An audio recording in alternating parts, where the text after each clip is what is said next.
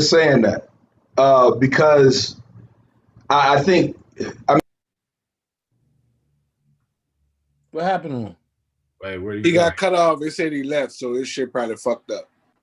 Oh shit. Oh, I was trying to hear that. Thank you, man. I was like, He set that shit up nicely. No, I feel what it's Tazi, right? That's how you say it. I don't fucking know. Yeah, I feel the same because I'm from New Orleans, but I grew up in the Bay, so it's like I always tell people New Orleans and Oakland, they mirror each other as far as how style and how niggas want to be laid back and cool. Like, yeah, we could party and turn up, but shit, nigga want, we want to be on some cool player shit at the same time. So I definitely can see a nigga rolling to this on East 14 on some real nigga shit. Hey, my fault. I got cut off, man. But I was saying to old buddy from Oakland, man. Again, thank you for doing that because my thing is, man, I'm not a DJ. And what I mean by that is I don't go to clubs and I don't play stuff. I got a radio show. I play what I play on my show. If you like it, you like it, come to it. But that's the whole point of it. Like, we can't be concerned so much with every frequency that everyone else is doing. Man, switch that shit up. Give people some stuff that they don't know about. Give some people some vibes that they not on. And what you saying, you being from Oakland, I respect that highly because you all still take care of the artists that came before possibly your time. Y'all still have High Road Day. You know what I'm saying? At the same time, you'll still have E40 doing his thing. And so that's how it should be.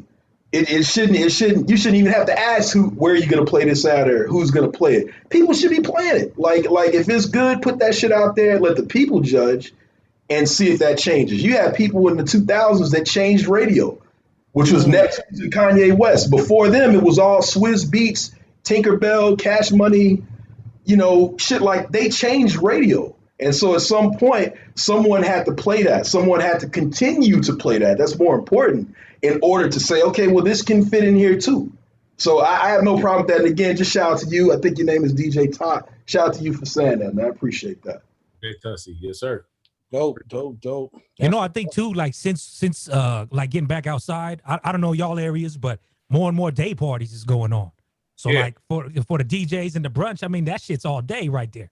You know what I mean? I mean, it calls for your bitch to be all fucked up in the afternoon, but hey, you know what I'm saying? Like, get it in. But the day parties and shit is definitely on the come up since we got back outside. Yeah, Nas was a genius for the Brunch on Sundays track.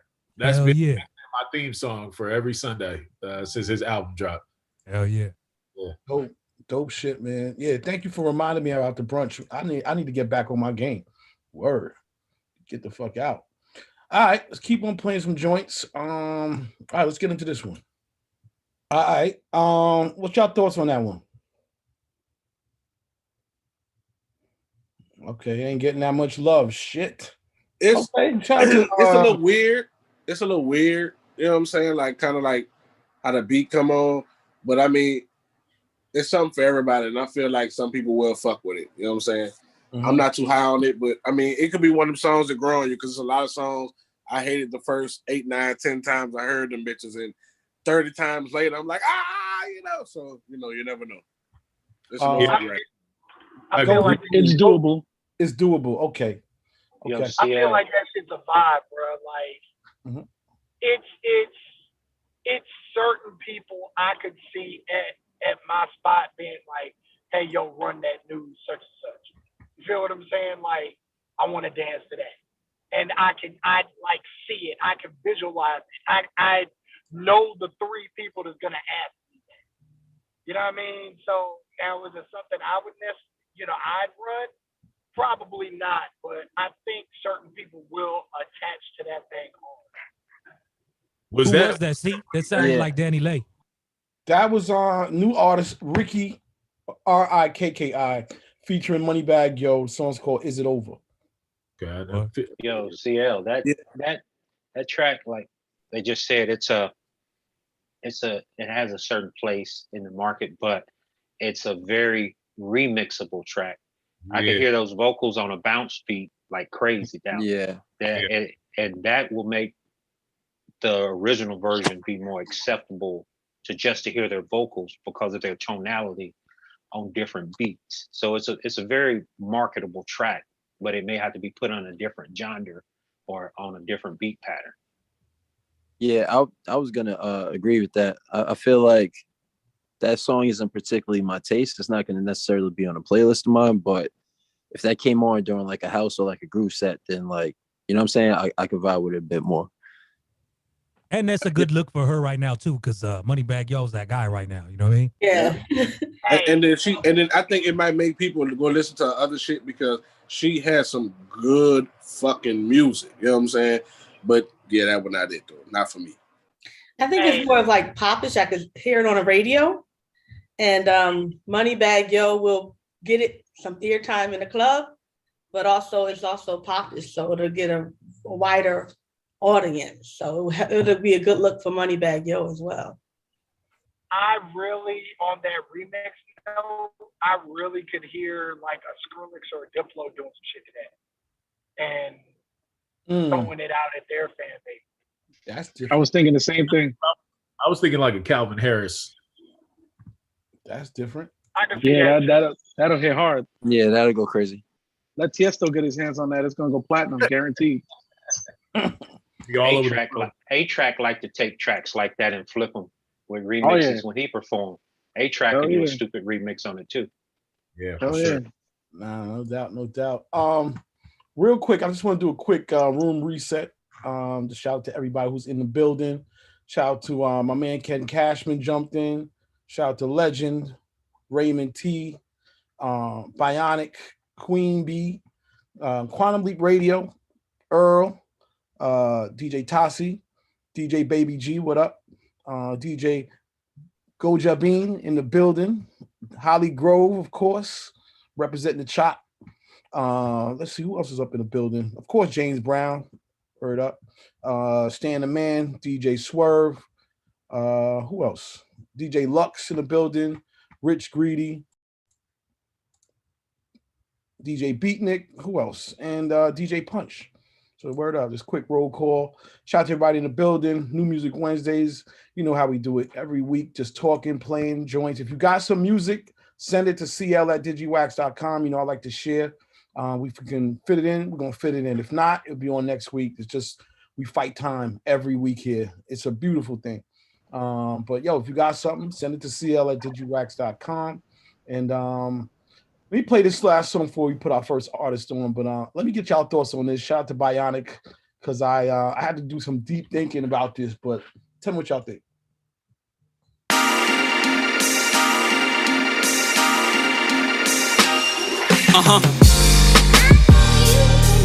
Yeah. We gon' hustle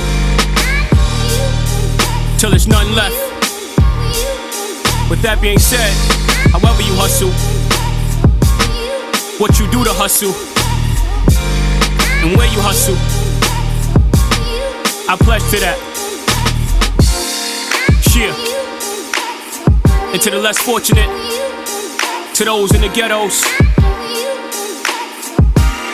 this for you. Now the only reason I hustle is for you to avoid a struggle, so you don't have to walk these attic streets and drug puddles. Waters that we survive by but exchange knuckles. When niggas go to floors, jealousy in between a cup. Cats that I recycle conversations with, they forget the knowledge that could replace it with the choices niggas chose in life. I try to change them since and guide you with advice, but cats look at you strange with suspicion cause of the fast life. Now in fact I was trying to play the good Samaritan, that's right, but I'd rather be this nigga where you never hear from him, still able to see the differences in your atmosphere and why you proceed from my proceed. But too much proceed lead niggas to greed, so I gotta take away the seed in a pro where it's planted in the hood where they grow. Let go, let's try to build similar. I pledge allegiance to the kids who survive through struggle temperatures. I pledge allegiance to ministers, to the ghettos and us, to my ones in VA, and to those in cuffs. I pledge allegiance to y'all, to the buildings we live, to the mothers who struggle beside a fatherless kid. I said I pledge allegiance to the orphans in the ghetto, and then I pledge allegiance to the hopeless in the ghetto, and then I pledge allegiance to the voiceless in the ghetto. To the cats who sold drugs, to the girls that won't love, and most importantly, the lessons taught by a thug. I'm familiar with the lowest levels of your comfortability, and the shit that put you through humility. Tennessee, not Memphis, but the trend I see, the tendencies by the structures that you live in becoming prisons. By me driving by in multiple choices of Benzes, that shit make me cringe. You know I'm not any different than the niggas who live in the projects. And honestly, I know I ain't got no business driving by, but my intentions is to understand some of you, show you good love or two, arm over a sister, do what a brother do, right over my left. Grandma, I still fuck with you. Allegiance to the teachers, the professor, and a something. I pledge allegiance to y'all, to the ghettos and us, to my ones in VA, and to those in cuffs. I pledge allegiance to y'all, to the buildings we live, to the mothers who struggle beside a fatherless kid. I said I pledge allegiance to the orphans in the ghetto, and then I pledge allegiance to the hopeless in the ghetto, and then I pledge allegiance to the voiceless in the ghetto. To the cats who sold drugs, to the girls that won't love, and most importantly, the lessons taught by a thug. For every fatherless nigga becomes a fatherless killer. Mostly what I am exposed to, if the cuffs don't fit us, it means perish. I've attended more funerals than weddings. Proposal to the street, my vow is any obsessions. The company that I keep is my protection, which means I'm no better than niggas getting arrested in the fatherless section. I'm your prime example. So be that you murder my killer, I understand you. Allegiance to the one who ain't here, we light a candle in hopes that they souls light up avenues, and soon I will travel PA to VA. My wands kept me hit, so I travel with a clip on my hip in case the scene don't fit. I don't insist, but if you behind bars that restrict, these here will set you free. Allegiance to the time you serve, allegiance to the key, and pledge to tomorrow if woke in harmony. I pledge allegiance to y'all, to the ghettos and us, to my ones in VA, and to those in cuffs. I pledge allegiance to y'all, to the buildings we live, to the mothers who struggle beside a fatherless kid. I said I pledge allegiance to the orphans in the ghetto, and then I pledge allegiance to the hopeless in the ghetto.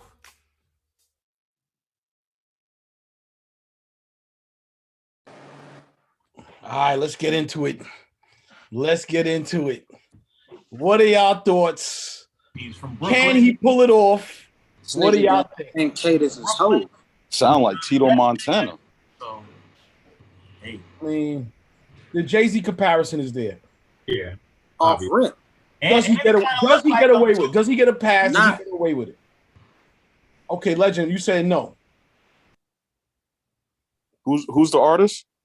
That's HP. The song is called Ghetto Sunday Part 1.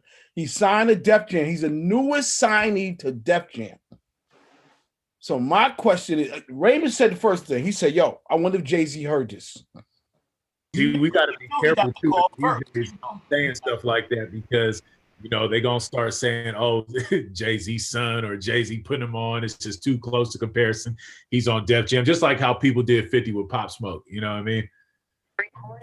But 50 actually loved Pop Smoke though. That was exactly. And they were saying like he's like a mixture of 50 and DMX, and DMX agreed with it too. And he was like, but hold on. The song snaps to me. That shit is hard to me. The song is dope. If it does, I would play it tonight. I think it speaks to the streets. It gives you that nostalgic feel, like for It's people real, that don't get a record from Hov. Like he definitely got lyric and delivery. I give him that. I give him that much. He definitely has the lyrics to go with it. It's just his voice just sounds like a young Jay.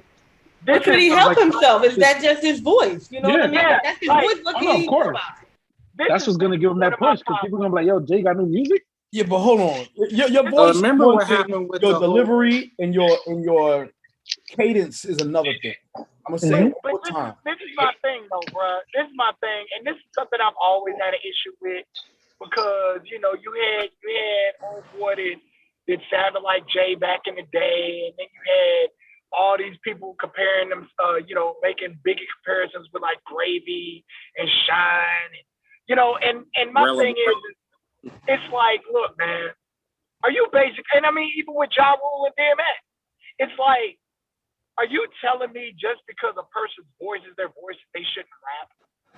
or if they came up in like a similar circle as a few other people, or from the same environment, or there certain locations, the style is the style.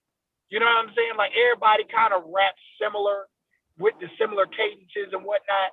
And I'm just like, do you mean to tell me that just because somebody's voice sounds like somebody else, that they're not allowed to rap, or that they're not allowed to have their own lane, or that, you know what I'm saying? Like that shit is annoying as fuck, yo.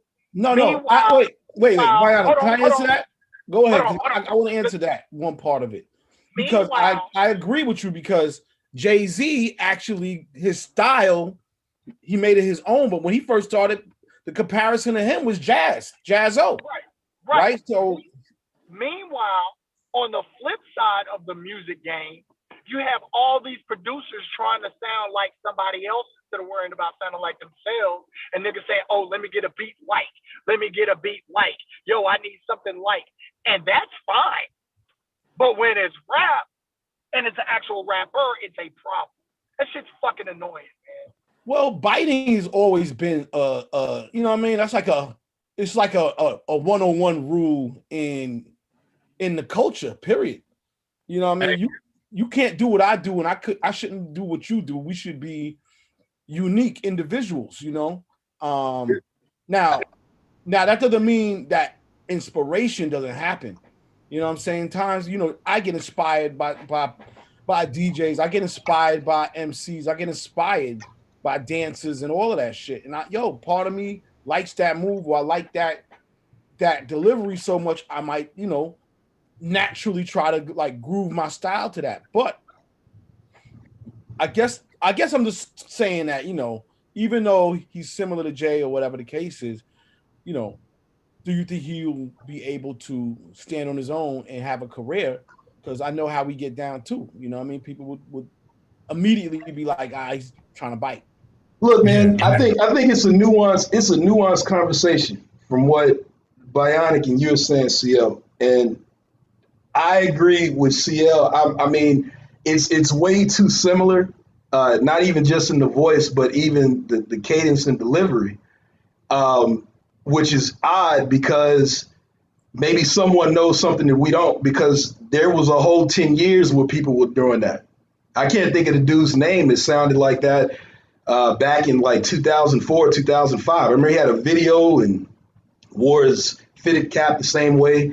Hell, Sky Zoo, people like that. I mean, they all kind of started out sounding like Jay-Z, and I thought that was kind of a fad that ran out. So for this person to come out and do this now, we can see if it'll work. To Bionic's point about other younger artists trying to get the same producers, I'll go even further than that. How many people are sounding the same right now, rapping wise? Right. So I mean, I'm a little. There's a way that maybe he can work, because if he is a young artist, he's obviously not sounding like everybody else that's sounding the same. So he has that going for him. But at the same time, what's the mission?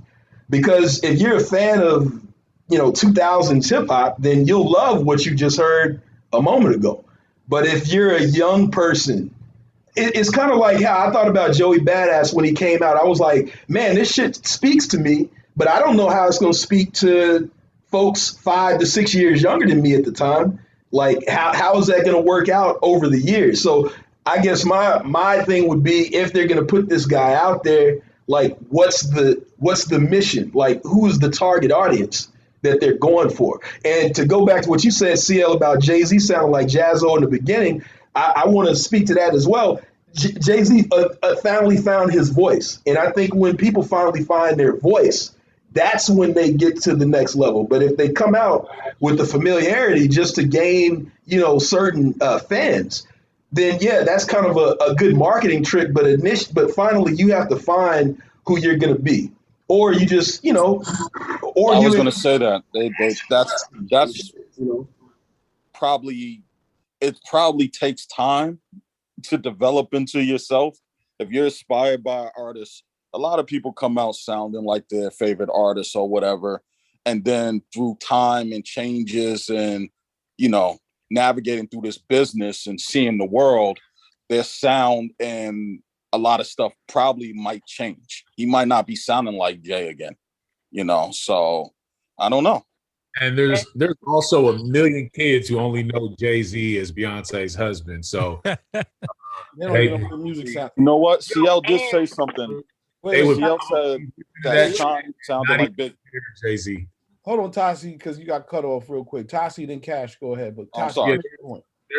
There's a million kids who probably wouldn't even compare that artist with Jay-Z because they might not know Jay-Z's earlier flow than from what they hear on Beyonce's tracks right now.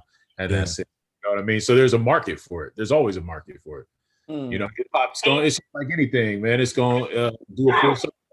I think though too, because it's Jay, it has more, like, this puts a lot more pressure on this artist because what Jay's accomplished in his career. You know what I'm saying? Because it's gonna be like, because if he sounded like fucking somebody from Das Effects, we'd be like, okay, see what he does. You know what I'm saying? But it's like, because it's Jay, you know, like I said, it puts a lot of pressure on dude. Because like if you look back to like when the Designer Future thing came out, everybody was like, oh fuck, this is just a Future knockoff, and Designer faded out. You know what I'm saying? Well, so I don't think you necessarily can call this dude like a knockoff, but it puts a lot of pressure on him as an artist. If this is gonna be his sound and his cadence and everything, like he's gonna always get the Jay comparisons because Jay-Z being Jay-Z.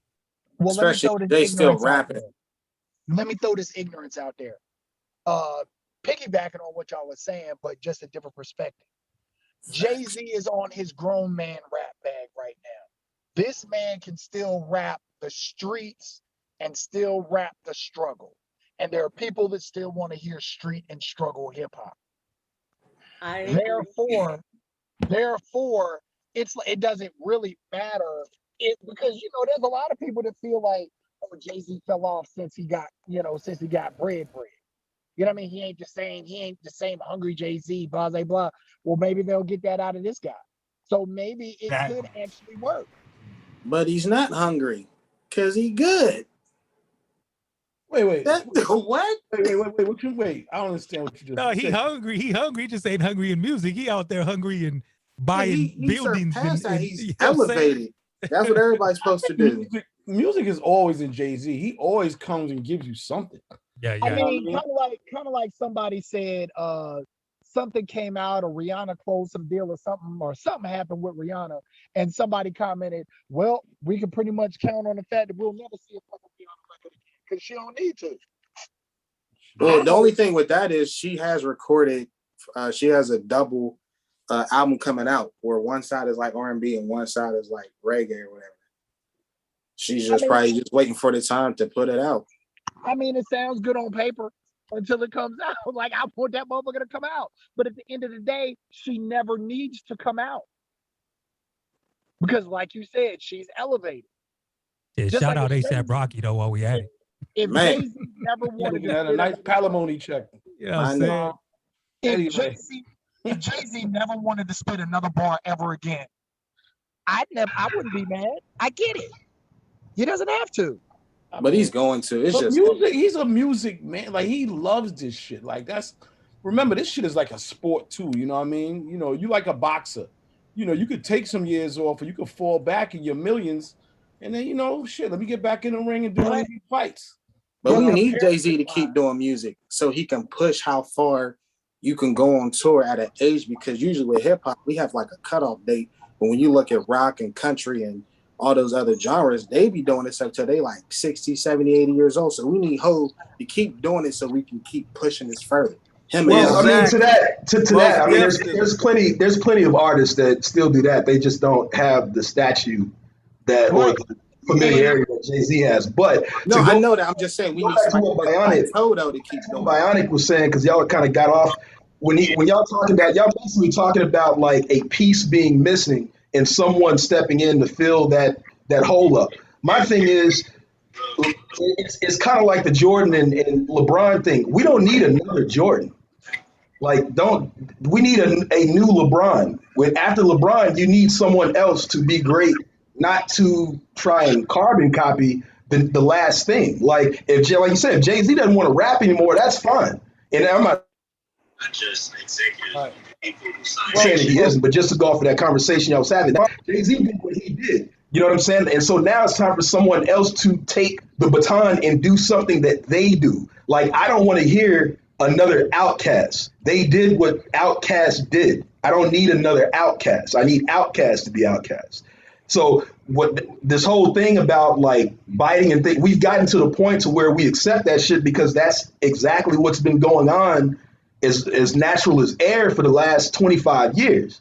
But I don't need, like, MF Doom's one of my favorite artists. He died. I don't need someone to come in and be another MF Doom wearing a mask around this bitch and rapping. Like, find something else. These people became great because they discovered their lane, no matter how long it took or no matter how many people knew about them or whatever. Find your lane and be great at that. When you don't, you end up, I still notice people were talking about Shine. Yeah, Shine, Gorilla Black, all those people came out obviously because there was someone said, man, you sound familiar like a guy that just died and we're going to put you out there. They didn't last. Like, that type of stuff doesn't last. And so whether it's Rihanna, whoever the case may be, when they have left, no one needs to fill their spot with what they did. They need to fill their spot with who that person, that artist is going to be. Real talk. Go ahead.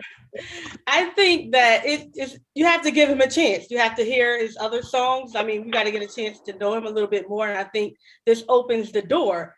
I don't think I wouldn't play it because, okay, he sounds like Jay-Z. I played it because of the lyrics, the content, and what he's rapping about. That's what I would play it for. No one could replace Jay-Z, but I mean, it's just, I would get a chance to learn more about him, but I wouldn't say, okay, that's Jay-Z, because if you listen to it long enough, you'll see there's a difference. There's a difference between Jay-Z and him. He's not duplicating it totally. Right. Well, I can tell that. The bomb question, not the bomb question, but the bomb thing is that there's a good chance he's going to be on our call next week. So we're going to be able to play a few records, really see what's going on. You know, Legend might hang up, but he's going to be on here next week. Unless you got a music video. You are stupid. Now, I'd love to hear what he has to say about it, because I know it's had to be brought up to him a billion times already. You know what I mean? That'll be dope to ask him what he feels about the comparison, because I'm pretty sure going into Def Jam, the first thing that came to their heads was like, "Yo, this is Jay. Yeah, this is in my lifetime, Jay. Not the new Jay. This is in my lifetime." That's what I'm saying. That's why there's so much comparison, because he sounds like they're in my lifetime era. For real. The lyrics, lyrics. Yeah. That's why the first thing I said was like, yo, this sounds like in my lifetime. Damn, this is vintage Jay right here. I'm like, but the dude sounds dope. He is dope. Reasonable doubt, more reasonable doubt. Mm-hmm. My time it was a little bit popular. I love this conversation. That's what it's all about. That being said, we're gonna move over and actually let me play a record. Let's break up the energy a little bit, and then we're gonna come back and we're gonna talk to our first guest, who's actually our last guest last week, but we had to bring him back on because, you know, it was the end and whatever the case is. But we'll get into that. But check this record out. Found it today. So tell me what you. All right, DJ CL is off the queue again. But anyway, I like that record. That song's real big on TikTok. Is it? Yeah, I seen like a lot of people doing TikToks to that and dances and all that. Yo, listen, man, I'm gonna tell you, I think that record is a hit. It's my pick for the week. It's just one of these joints where sometimes when I first heard it, it was sort of random, and it hit me. I was like, yo, this shit is simple, but this is like a record that's might catch. The artist's name is Kiddi, Kidi. The song's called Touch It.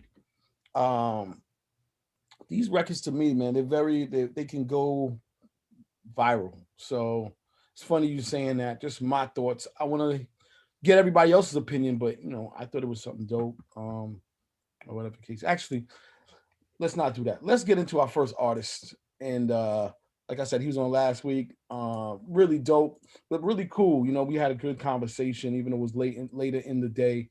By the way, it's 4:20, so if you're gonna spark up, do your thing. Raymond, Lil Key, where you at? Yo. Yo, what up? What's the word? What's up, man? Appreciate y'all for having me. Man, welcome back, man. How you been, man? How you feeling? Man, I'm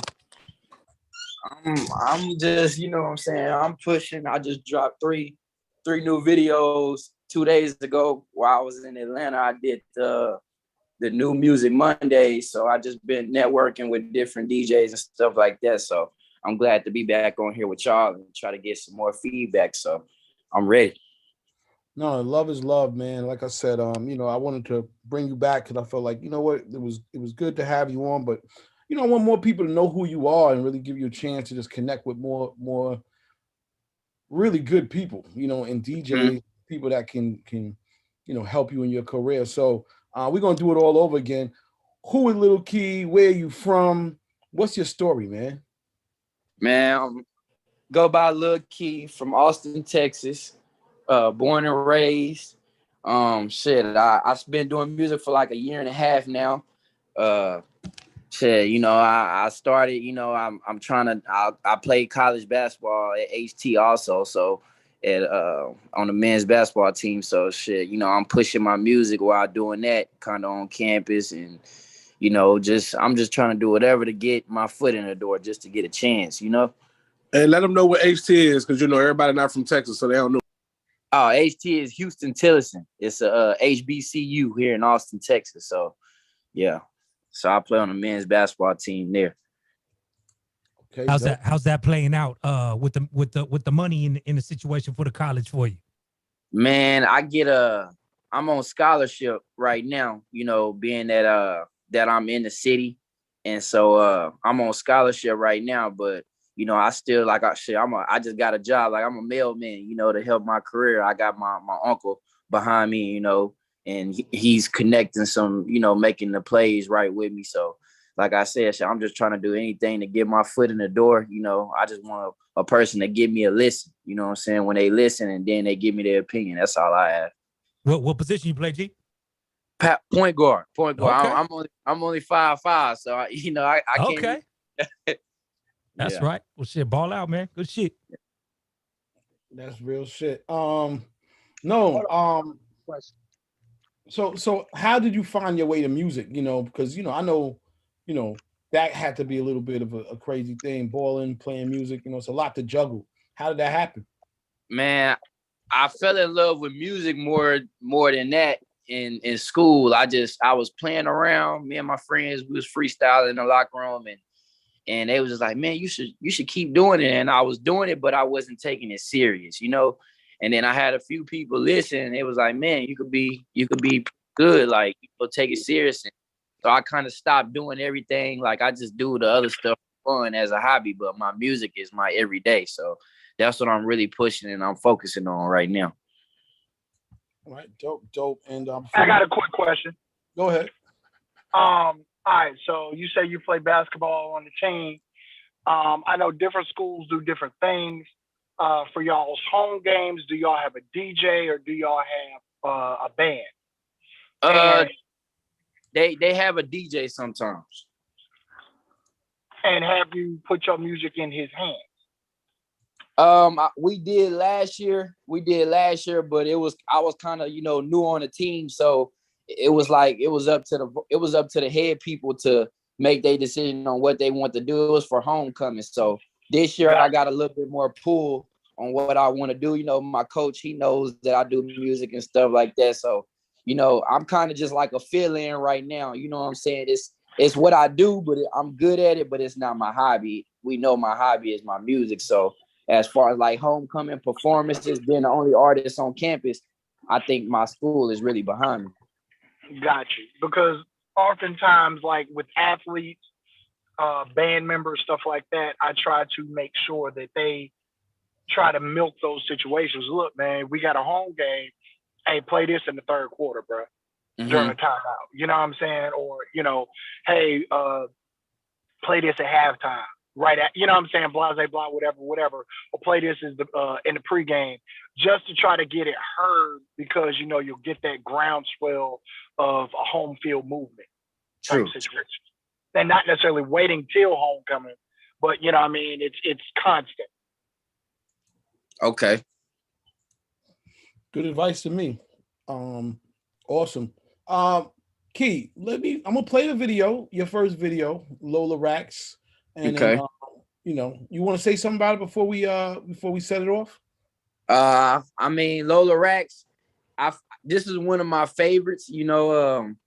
Like I said, we just dropped it a couple days ago. It's out on all platforms right now. So I feel Lola Rax is actually a person. She's a dancer here in Austin, and she also travels a lot. She done been in Lil Durk videos and some more major artists. So she definitely has a name, and she's behind it also. So I guess y'all just let me know what y'all think about it. All right, let's get into it.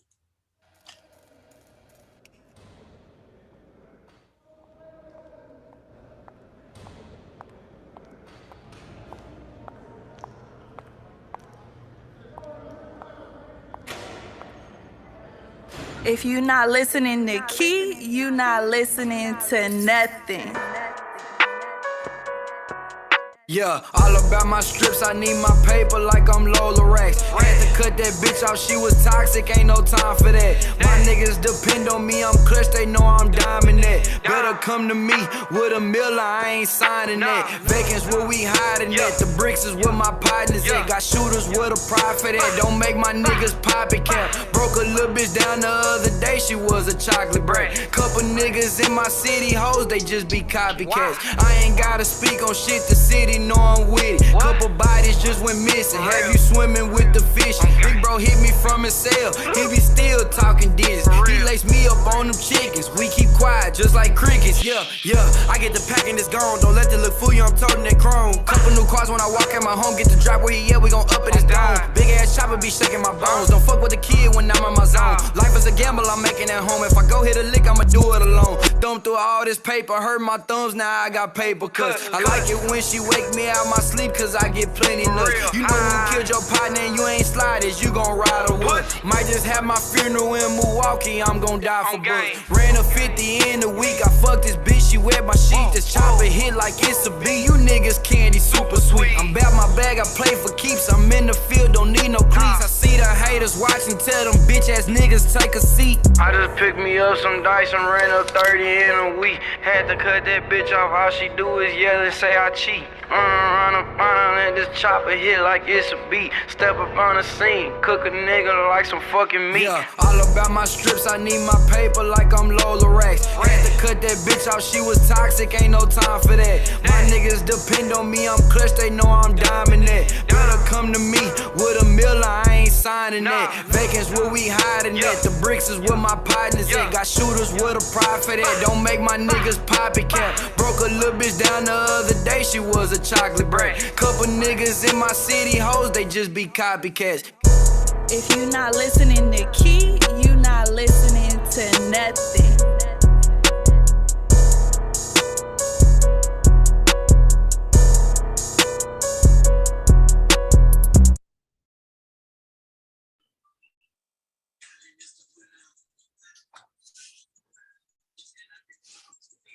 All right. Let's go. Shout out to Lola Rax. I ain't gonna lie. That shit bangs. That shit bangs, man. Appreciate it. I miss Babe Strip Club, man, in Austin, man. We used to go to Babe Strip Club and turn all the way up, man. That was one of the greatest. South by Southwest, man, introduced me to all types of shit. But Babe Strip Club was one of my favorite strip clubs. I wonder if she works there. I don't even think Babes is still open no more. They just got, like Bear and Foxy. Babes been gone by 3 years, 4 years. Yeah. All right. Well, shit, man. Well, word up. Well, shout out to OnlyFans. You should probably do that. We've had this discussion. We've had this discussion on here before about launching videos and doing shit on OnlyFans for attention. It seems like one of those situations could work. But yeah, man. All right. Anybody got any thoughts? Anything they want to say? I like the video. I do. I like it. So cool. All right, let's get into the next joint. 1 second. Let me just cue it up. In the meantime, if anybody got anything they want to say, words of encouragement, thoughts, feel free. We on here with Lil Key, Austin, Texas only. I think it's dope, fams, that she got behind the record too, man. So that's a good look. That that show like you tapped in. I was just when it peeped her little situation, so it's cool. She reposting and sharing too, showing the love like that. So good stuff though, man. Cool vid.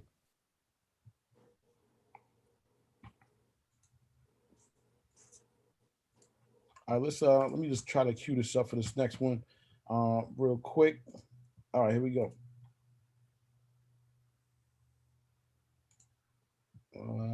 All right, boom.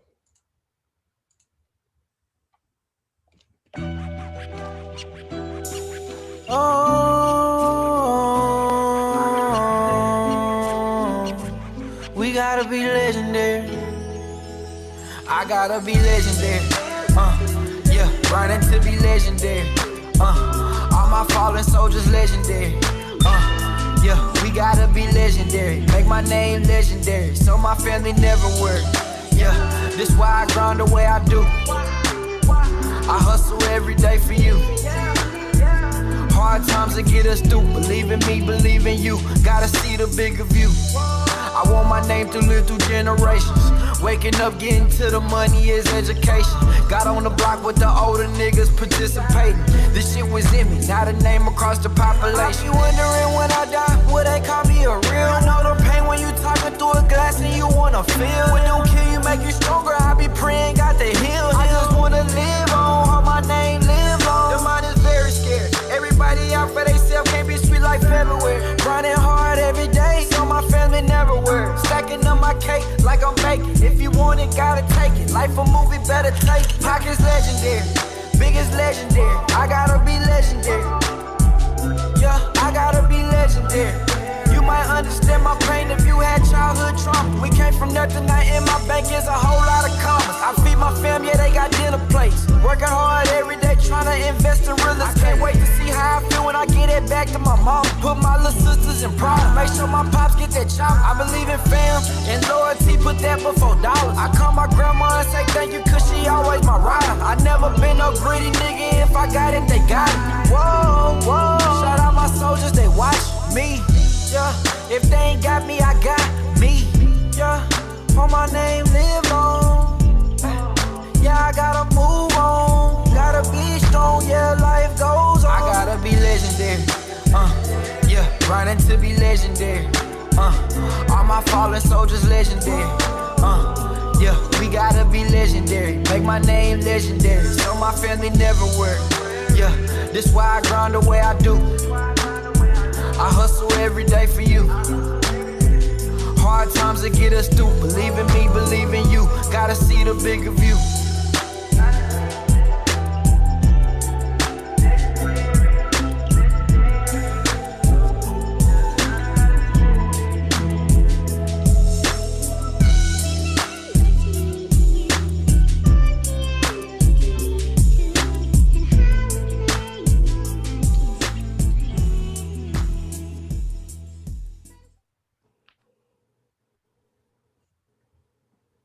All right. That's that shit. Good shit, bro. Good shit. Appreciate it. I wish we could get more songs like that. You already know. Shit, hold on, I tell you this much: hip hop is not dead. Change gonna come, just like. No, that was the appropriate ad lib right there. Fire the DJ. Nah, that shit's hard though, bro. I can respect that fully, man. Just in the idea, you. I mean, that was just heartfelt. That was hard, bro. That was hard. That was good shit. Good shit. Yeah, I'm second that because it's just good to go home and do something, that's dedicated to you and your mission and with your family and with your people.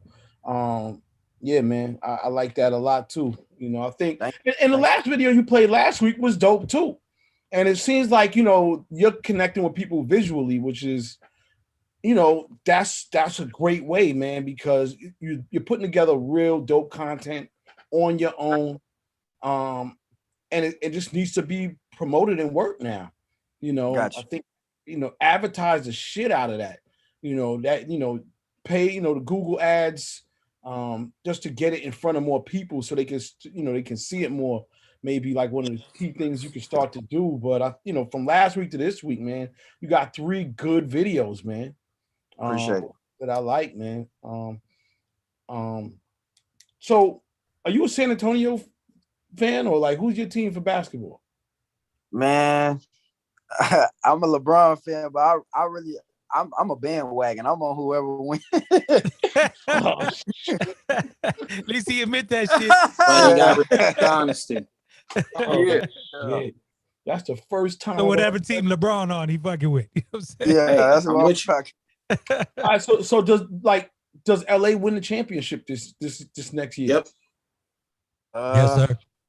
They have a chance all day. Wait, what's your hesitation? What's your hesitation? Brooklyn. Man, I just don't know. It's hard to say. You got a nice, young cats coming in. So I feel like they're gonna play a big difference in this season. But if they healthy the end of the year, it's Lakers. You can't not win with Westbrook on the squad now. If they healthy, hopefully they don't go out like Pacquiao did this past week. Yeah. I'm like the Lakers. They got Melo and they got a squad, man. Westbrook, AD. I mean, it's a nice squad over there. Okay, you saw that shit too. Like LeBron didn't get no votes for the best offseason player and shit like that. He was heated. Yeah, they trash for that. Yeah, man, LeBron's legend. I don't know how they picked Washed Up King. He said, "Y'all just gave me motivation." Yep, indeed. I mean, I told y'all ideally what I want the end result of that season to be. Like, I'm a KD fan. I want Melo to get a ring. But everybody's gonna, LeBron's gonna do his thing and leading them to a ring. You know what I mean? But ideally, I want LeBron to go down and Westbrook gonna give LeBron his rest though. That's the thing. LeBron didn't have no rest. Exactly. Right. He will, but I want Melo to lead the Lakers to a ring. Like in my heart of hearts. But you know that ain't gonna happen. Exactly. I ain't gonna lie. I'm selfish. I wanted Westbrook to go to fucking the Nets. So him, James, and Durant be together again. That actually would have been ill too. Yeah, that would have been hard. ill.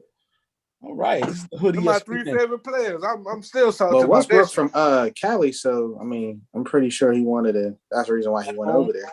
I mean, you got to figure too. For Westbrook, it's a move that's going to put him around Hollywood. You know, he in fashion and all that shit. So he making the end game. He making the end game. This is he gonna get that ring though. This is a good discussion. I can't lie. All right, Key, back to you. Bitcoin, crypto. Are you in it or not with it? What's your thoughts on Bitcoin and crypto? Like, are you fucking with any of it? Like you talking about like the investing thing? Similar, yeah. I guess you could call it an investment thing. Okay. I never. Is it like is it a different Bitcoin than the thing that's on the Cash App? No, that is Bitcoin. It's on there.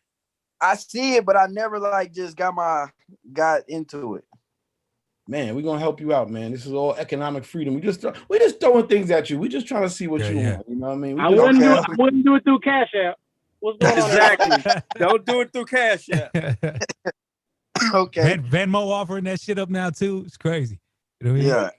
Hey, so Key, I'd like to know, Key, if it were to go down tomorrow and you was offered a basketball contract or a music contract, what you doing? Music. Okay. Wow. Yeah, I'm choosing music. My music is my number one right now. Like I said, basketball is just a hobby. It's just something to do. But if I had to stop it today to focus fully on my music, which I am fully on my music, that's what I'm gonna do. What? If it's a game, it's an opportunity to go meet somebody with my music, I'm just gonna have to miss that game. He gonna drop an album. I'm calling it now. He gonna drop an album, right? And then you gonna get picked up by a squad in Africa, and him and J. Cole go battle on the court. Do a song together. Watch. I don't think J. Cole ready for me on the court. Oh shit! Okay. Yeah, J. Cole got called out. That's good. That'll get y'all together. Key, man, I just want to say thank you for coming on again, man. You know, like I said, man, last week was dope. This week was dope. I like the fact you keep pushing and grinding. Please leave your information. I mean, I know Holly Grove, I guess you're to connect for the drops and for people to do interviews and all that stuff, correct? Yes, sir. Yes, sir. Hit me up. I got you. All right, make sure, Holly Grove, I know you've done it before, but again, please put your information in here just for those who don't have it or whatever, they can get in contact with you. And does anybody else got anything they want to say? We got a little key on before he bounces.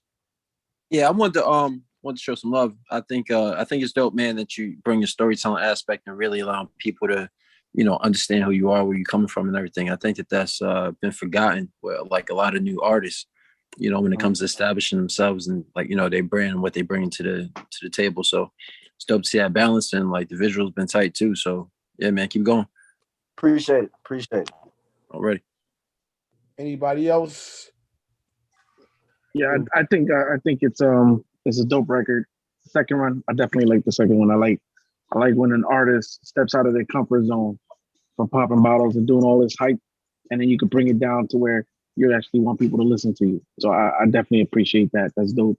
I mean, the visuals are dope, and the graphics are dope. Whoever your video dude is, keep him in the pocket because he's dope. He's making you look real good in there. The graphics are nice and sharp. The eye candy is a plus. So that's always dope.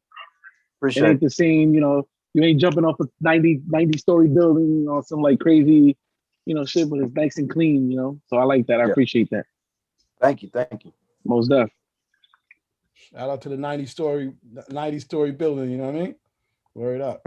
Well, Key, man, thank you again.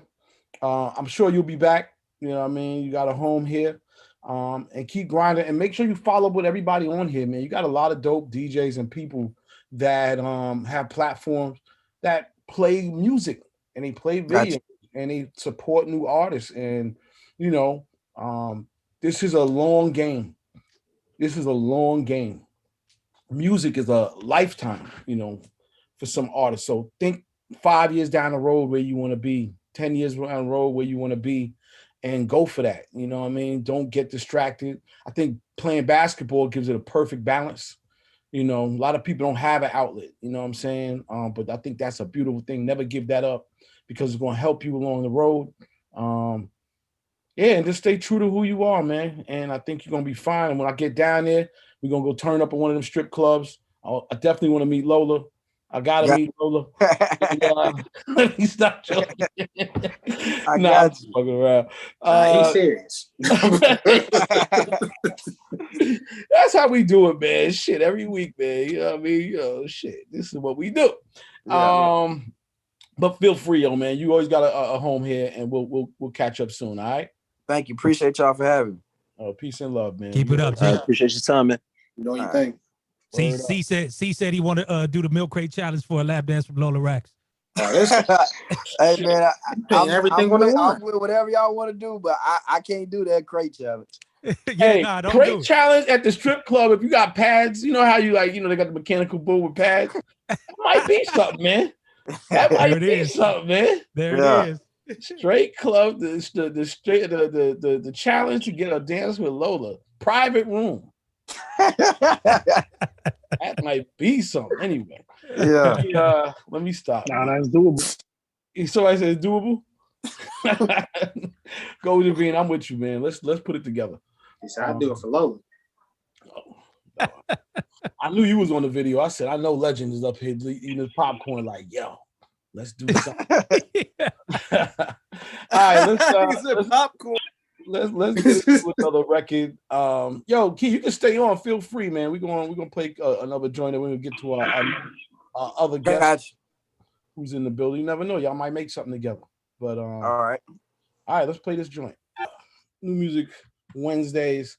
That was Kodak Black, Rod Wave, new joint. We're just playing records, kicking in with dope people, dope artists. I forgot the name of the record is actually called Before I Go.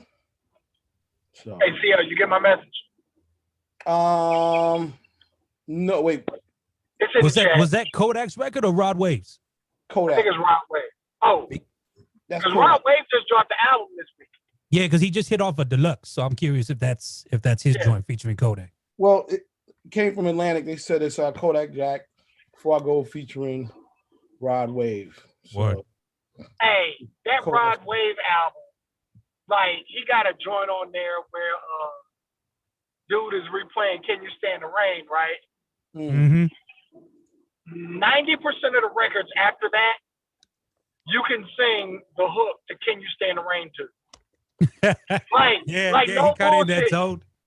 Like no bullshit. Like 90%. Like I think every record, with the exception of like 1 or 2 after that record, I'm in that mother. I'm like, yo, man, what the fuck?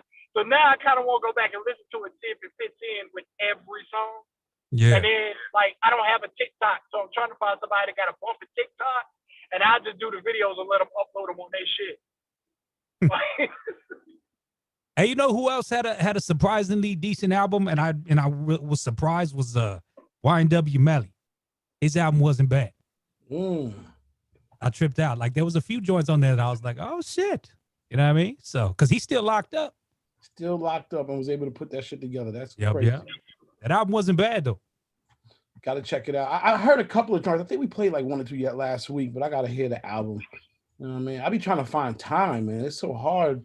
But I guess, you know, when I get in the car, I can do it. But then I got into an accident like last Monday. So I've been smashed out of my whip. I'm out here looking crazy for a couple of days. But I'll be back on my music mission. Say, man, you talk about that on getting in shape. Throw it on in the gym, bro. Facts. I mean, yeah. When I do that running, walking, running, lifting, whatever you're doing, throw it on when you're in the gym. There it is. Good advice. I can't take away from that. Good advice. All right, we're gonna get to the next artist, our next guest.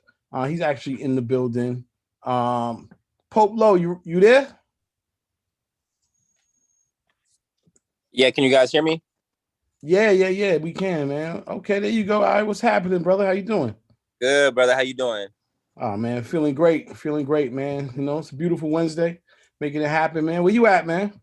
Yes, sir, man. I'm over here in Oceanside, California. It's in San Diego County.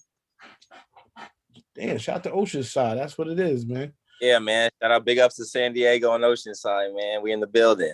All right, no doubt, man. So, you know, this is New Music Wednesdays. Thank you for jumping on. Tell us a little bit about yourself, your background, how you got into music, and you know what you're doing. Okay, yeah, man. My real name's Dominic Love. Everyone used to call me D-Lo back in the day. You know, I played sports. I was a college athlete, actually, so I can relate to the last artist that was on here. I hooped and I played football. I ended up going, I played at New Mexico State and Cal Poly San Luis Obispo. I played cornerback over there in punt return. So I can relate to the college background and the sports background, and kind of gave me that resolve and determination at a young age. I mean, I got a great family, good family background. Everybody's united. That's why I got my F&D shirt on. It stands for Family Never Dies. That's my clothing brand and everything that we pushing right now. All positive energy, always creating elevation. So we're doing really well, man. I got into music. I want to say I've always been naturally had a good instinct and a good innate talent for music. You know what I'm saying? When any beat come on, I'm always thinking of something, how I could spit to it, how I could flow to it, or something like that. But I started taking it serious, man, this past year. I started taking it serious this past year and everything. So it's been going really well. I started taking off around, I want to say college, around like 18, 19. I had my own off-campus spot. And my spot was a kicking spot, you know what I'm saying? So everybody used to be there as like a little party hangout, you know, but I always had a studio in my room. I always had the computer, the mic, the interface, you know, so now everyone want to come over. I'm always the one laying everybody tracks down for them. I always was flowing, you know, I'm always the one that was creating that musical balance in any situation going on. If a bad day, I practice bad day, bad game or something, come on back to my spot. We're going to tie it back in together with this music and get everything off our chest rather than go outside and do something stupid. So I feel like everything, all the life lessons that we didn't went through and experiences, man, have been locked up and all that stuff, a lot of disloyalty and things like that, all shaped the person that I am today, man. So it's cool that I get to put it out in the music so everyone can see that, you know, where I am and where what I stand for, you know. Oh, dope. That's good. So talk to us about this single, Naomi. Okay, yeah, I just released a single, I want to say a few months ago. It's called Naomi. I want to say it's like a couple of the first songs that I did actual in a real life studio this time. I'm not laying myself down this time. You know what I'm saying? I'm actually invested in myself and my own talents right now. So I dropped the song called Naomi. You know what I'm saying? It's not dedicated to a specific girl, but shoot, it might could be one that you know. You know what I'm saying? So it all fall back onto however you want to view it. You know what I'm saying? But it's slap though. It's a roll. It's all good energy in there. Y'all gonna like it. It's a vibe. All right, well, let's get into it now, and then we're gonna come back. We're gonna talk some more. This is Pope Low. I got a YouTube video for it too as well. I don't know if the link is on there. They didn't send me that, but it's all good. You know, the record is the record. Okay, yes, sir. Yeah, that's a vibe. We're gonna vibe. All right, let's do it. All right.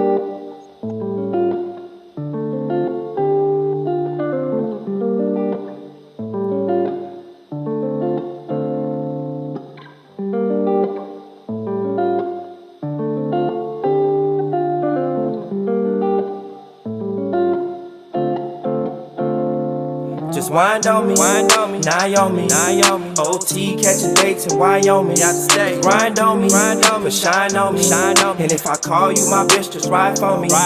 Wind on me, Naomi, OT catching dates in Wyoming, out the state. Grind on me, but shine on me. And if I call you my bitch, just ride for me. Sagging OT with my little bitch, we out of state. Fresh about that cage, the little bitch a renegade. Pussy niggas slay to know I don't wanna run a fade. I came to play the game with all my niggas from the lake, so you can keep your fake love, that shit phony, yeah. I take a hit and pass it right back to the homie, yeah. And when I popped out that bitch, I had it on me, yo. When you was up and I was down, you shitted on me, yeah. I said we grind in the night, it's a love song. Come on, wind, ease your mind and let the love come. Reach down inside, deep inside without the glove on. Tell the baby come and drop that to the yeah, all them little strips never made her happy. I could go and get a bag and you can take it, daddy. Daddy gonna take the bag and we ain't playing family. Never dying family, tighter than the Addams family. And yeah, I lost on that play, I had emotion, hey. But I'm a young nigga, I learned low, still growing, hey.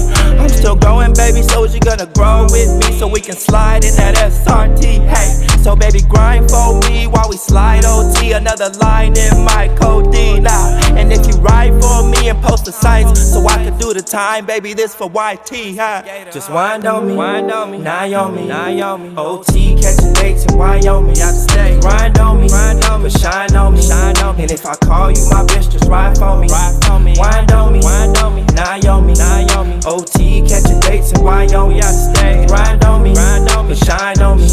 And if I call you my bitch, just ride for me. Just ride for me and have my back where you put the knife, cause I for surely can't do another sleepless night. I've been lonely, so come and help the thief at night. Mama told me, boy, who cried wolf would be denied. So I'm so thankful for that play, I had emotion, hey. I get to skipping like the fucking record broken, hey. For the record, I don't fix if it ain't broken, yo. And why you speak on it if you ain't did the smoking, no. I got some better conversation, get you nominated. Spend the night, the constellations get illuminated. She cries her eyes, I'm in a room just like the Tomb Raider. I'm in the pool and capers, dinner date, she choose a player. Just wind on me, Naomi, OT catching dates in Wyoming, out the state. Grind on me, but shine on me. And if I call you my bitch, just ride for me. Wind on me, Naomi, OT catching dates in Wyoming, out the state. Grind on me, but shine on me. And if I call you my bitch, just ride for me.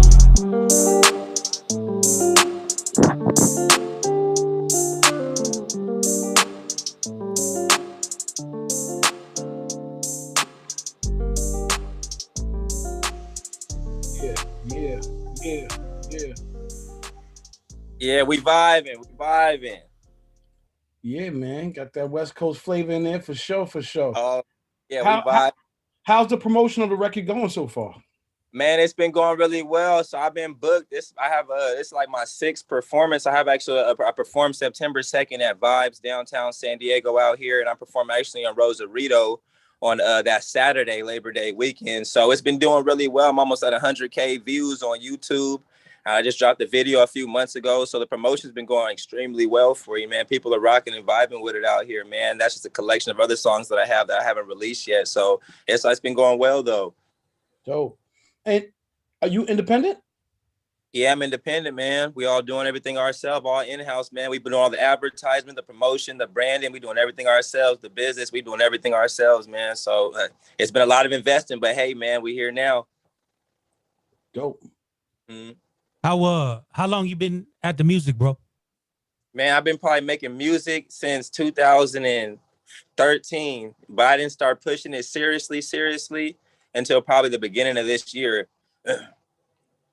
Yeah, I thought the hook was cool on that, bro. I mean, I think there's definitely potential in there. And I don't mean no offense. But I don't know if that's like, is it your style where you kind of offbeat, or, you know what I mean? I just feel like on some of the delivery it was some of it was off. Look, I feel like that's some more of our that's from probably some California, like some West Coast stuff that, you know what I'm saying, it's probably not as common out there on y'all tracks. I don't know where everyone's from out here, but that's just a common delivery. That's not like my go-to in my in like different songs. I have different songs that I don't go to that same type of delivery. I feel like every beat I kind of just flow with how I usually, you know what I'm saying, what I'm feeling on it.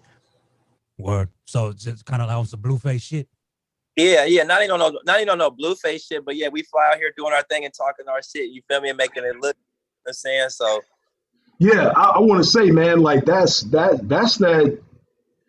cadence, that style, that's just old school West Coast. I don't know. I mean, I don't know the age numbers in here as well, but like I think about like Who Riders. I don't know if anybody knows who they are. Yeah. But that's just how that style was out the West. Like it sounds offbeat, but it's like it's part of the slang and it's part of like just it kind of brought me back, to be honest with you.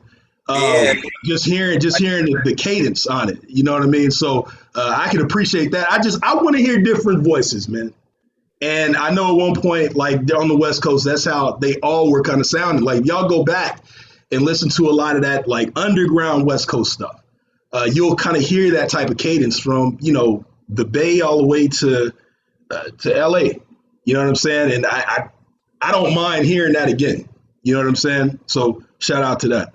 Yeah, no, I definitely had good flow. You know what I mean? The vibe was right. You know what I mean? I was just curious about that. Are you tapped in with like Desi Hollow and like John Gibbs and shit out there? Yeah, that's my people, man. John Gibbs, man. We went to grade school and all that with him, man. He didn't see me lay down some magic, man. That's one of my real brothers right there. So shout out to John Gibbs for sure, and Desi for sure, man. Matt, they got going on, this whole family, this whole crew, yeah, they doing their thing too, man. That's all shouts. That's all Oceanside. So shout out to the 760. Hell yeah. Have you connected with the folks at the Sound Lounge yet? Nah, not yet. Okay, tap in with him, man. Track down DJ Rec. Okay, for sure. Yeah, I just been in flux and in vibes, now being Rosarito, so I'm still making my little San Diego tour right now. Word. Mm-hmm. Yeah, I just got real local on us for a second. All good. I was like, just because y'all New York, talking about, you know what I'm saying? Round the way shit real quick. Like, yo, you've been around on the east side. Yeah. That's how we feel every time y'all start talking about motherfucking any spot in Brooklyn or some shit like that, you know what I mean? I love this shit, man. That's what's up, man. So it actually segued into my next question, which like was inspirations. Like, who inspires you? You know, who's inspiring you right now musically? You know, or where did you get your inspiration, even rap, come from? You know, is there like a particular artist, or with the style, or like, what's your flavor? Yeah.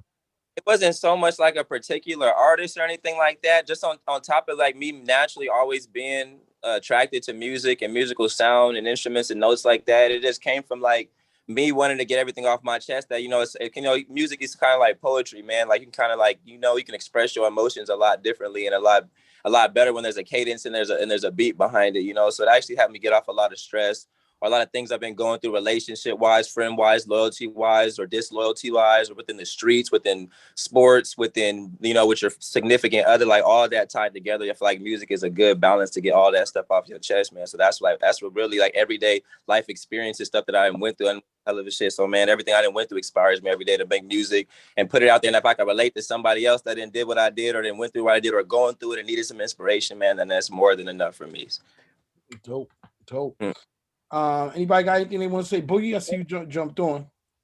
Yeah, I got some. Well, I've been on here and there. I'm about to jump off real quick because it's hard to be short. I just have a quick question, man. Who made the beat? Are you playing instruments or is that something you did digitally? So I got an engineer and he got all the digital beats, but he make all the beats for us on the spot when I go in there. So he came up with that. Okay, dope. Okay, just the way it sounded. I was like, it sounded like when it first started, sounded like he was actually playing it. like on a guitar or something. I was like, hold on, man. All those loops are played from a specific person that's in the studio that comes. They play the beats, put the loops down, they put them all online, and he'll just choose from the loops, and then he'll mix and put his own little pizzazz on. But yeah, all those I know the people who play the instruments on these though. A good dude, his name is Mako, Mayko. Mako Music on Instagram. He's a really dope engineer and plays like 12 instruments. And he got a bunch of beats and loops for sale. So he's the man, but he's the one who makes the loops for us to use in the studio. That's phenomenal. As a musician, just let you know, I did hear that. So that's good stuff. Right. All right, I gotta go, y'all. Up to you. James, my bad. Go ahead. All good. Yo, shout out to Pop Slow, man. It's James Brown in Long Beach, California. It's Poplo, my bad, but I put it's a little misspell. It's Poplo, P-O-P-E, like the Poplo. Got you, my brother. So I just wanted to let you know, man, that hook was fire, man. That hook is fire. And that song is a cool relationship song. And I like I like the way you're talking, man. Just this interview and everything, man. Your energy is on point with it. And I like that the FND, the move, what is it? The Family Never Dies movement, man. Yeah. I like that, man. So I'm looking forward to hearing some more stuff from you, man. And how do we get drops from you? Man, that's the way I gotta go over with my marketing team again, because I literally have like 6-7 songs right now in the bag. Sorry, I got people calling me. Is it on pause? Can y'all still see me? Can you guys still see me? Okay. Yeah. We can see you. I mean, in order to get drops, man, I guess whenever I drop my actual official album, hopefully by Halloween. I mean, if you guys all follow me on Instagram, it's POPE_LO, or either get my email or my direct contact information. But I'll definitely make sure whenever I drop anything right now, you guys will definitely be in the loop for it. But man, we got some real heat. We got some real bangers, man. I've been performing a lot of the songs that I haven't released, so I got some real hits that's coming out. So if y'all can be in tune for that, man, I'm telling you, it's gonna be worth the time. Okay, so what I'm saying with drops, like, this is Pop Low and I'm rocking with boom, boom, boom. That's what I'm saying when I'm saying drops. Not when your music dropping. I'm saying as far as like doing drops for radio and mixtapes and stuff like that. Yeah, so, okay. Yeah, he's saying like he needs his own personal, like, with live DJs, radio personalities, he want their own personal tag. So he's saying like, yo, this is Pope Low and I'm rocking with my man DJ James Brown in Long Beach, California. Joints like that. So okay, facts. I mean, shoot, man, just take down my contact, man. We can definitely be in contact. We can make some type of link, man. We can work something out for sure. We can figure it out. Put it in the chat, brother. You know how to do the chat, Pope? Let me look right now. So boom, the more chat. Yeah, put your info in there and everybody tap in. Yeah, that's perfect. That's the best way to do it. So Pope, did you say your show's at Vibes on Saturday? When is your show? Yes, it's next Thursday on the 2nd, September 2nd. Hey, so look, this Saturday, if you can pull up, come to the Music Box. Raz Kaz there, Murs, MC8, Mitchie Slick, big show put on by the Fresh Art. Pull up and network though. That's gonna be. You say you let me write down the information for it right now, so I have it in my calendar. Say it again. Where and when? This Saturday at the Music Box. Okay. It's a huge show for Sean there. Like I said, Mitchie Slick, MC8, Murs, Raz Kaz. Like it'll be a good networking situation for you to pull up, shake some hands, kiss some babies. Okay, sounds good. Yeah, man, I'm gonna try to make it out there. You know what time it start? I think 8. Around 8, same time. Okay, cool. Yeah, I could pop up and show face for sure. Definitely always down to make a link, a connection, man. It's always who you know, so I'm always down for the link. I like the face to face. Didn't mean to get around the way again on you, see. You know what I'm saying? I'm out the loop. I'm like, okay, the Music Box is where it's at. Yeah. Now, James, you want to come down south though? Saturday, big ass hip hop show though. Legend hip hop show. Hold on, that's a legend hip hop show. Yeah. Raz Kaz, Mitchie Slick, Murs, MC8, Sir Veterano, Planet Asia, Bashan. Oh man, that's crazy right there. That's a dope show. That's a dope show. Yeah. So this Saturday is going down, man. So James, you want to come down south? That'd be the night to do it. All right, that's what's up. Good looking out, Raymond. I'm gonna reach out to you. Queen, yes, you look like you want to say something. Oh, just Pope Low, just keep doing what you're doing. I'm here in Connecticut. I'll reach out to you for drops. So okay. Yeah, it's good. I appreciate you. It's all good. I put my Instagram in the chat also in my email. Instagram is honestly the best. You know what I'm saying? But if like any other business matters, for sure, email. But Instagram, definitely follow me. I'll definitely send a follow back and whatever. I'll show love and bounce my followers off y'all. You know how it goes on social media. We'll definitely make it look good. Oh, that's dope, man. That's dope. So Pope, I just want to give you one last little piece, man, because we haven't had the opportunity to meet before, but Billy Knight's the family. Like we go back years. Okay. You know, if you really gonna take this serious, bro, start doing as much networking as you can outside the market. This market's not gonna put you on. You know, like San Diego's a real finicky market, bro. You know, you talk to Gibbs, you talk to Desi. I mean, they've all made the moves to go get successful outside the market. Exactly. So, you know, it's just one of them things, G. I mean, you got dope energy, man. It sounds like you got a lot of potential with the music. Like I said, if you're gonna take it serious, though, bro, like don't count on this market to get behind you. That's just what it is.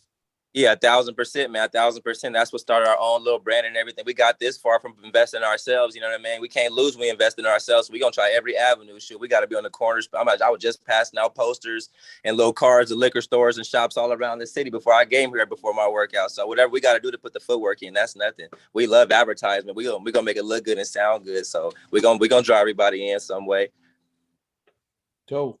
I got to second that because the only time I ever had success, even in New York, man, you got to get up out of New York. You got to get out of home and get out here and really connect with people.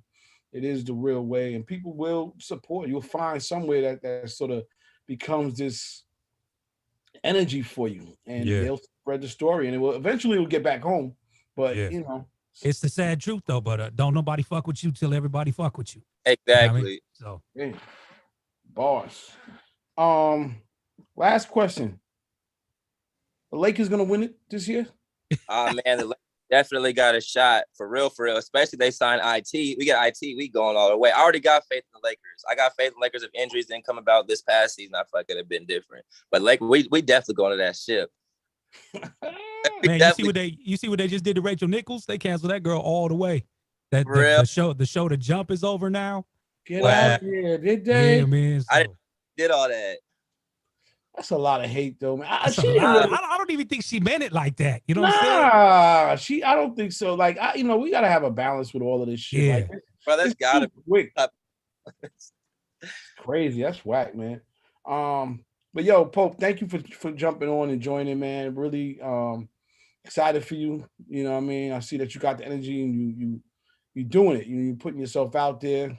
Definitely take the jewels everybody's telling you and run with it and follow up with everybody, do those drops. If they, request, interviews, whatever, just show up and be there. And, you're going to keep on getting these wins, man. They all add up to the victory. So, okay. Okay, yeah, no, I appreciate everybody's 2 cents they gave to me and everybody, you know what I'm saying, everybody's personal criticism, so I take that to heart, but it's all good, man. We got a lot of love, a lot of family, a lot of morals and values and harvest all around here, so we're going to keep pushing it, man. We're going to make it happen. Y'all going to keep hearing from me. No doubt, man. Well, again, thanks for tapping in, and we'll be up. We'll get up. All yes, right? Sir. Appreciate you. Go to that show on Saturday. I would go to that show on Saturday. That should sound like... Try to get out there for sure. I'm gonna try to get my people, and we're gonna go out there and slide, make sure it look good. Hopefully, we can get a section if it ain't too late. There you go. Well, hit up Raymond. He could probably hook that up.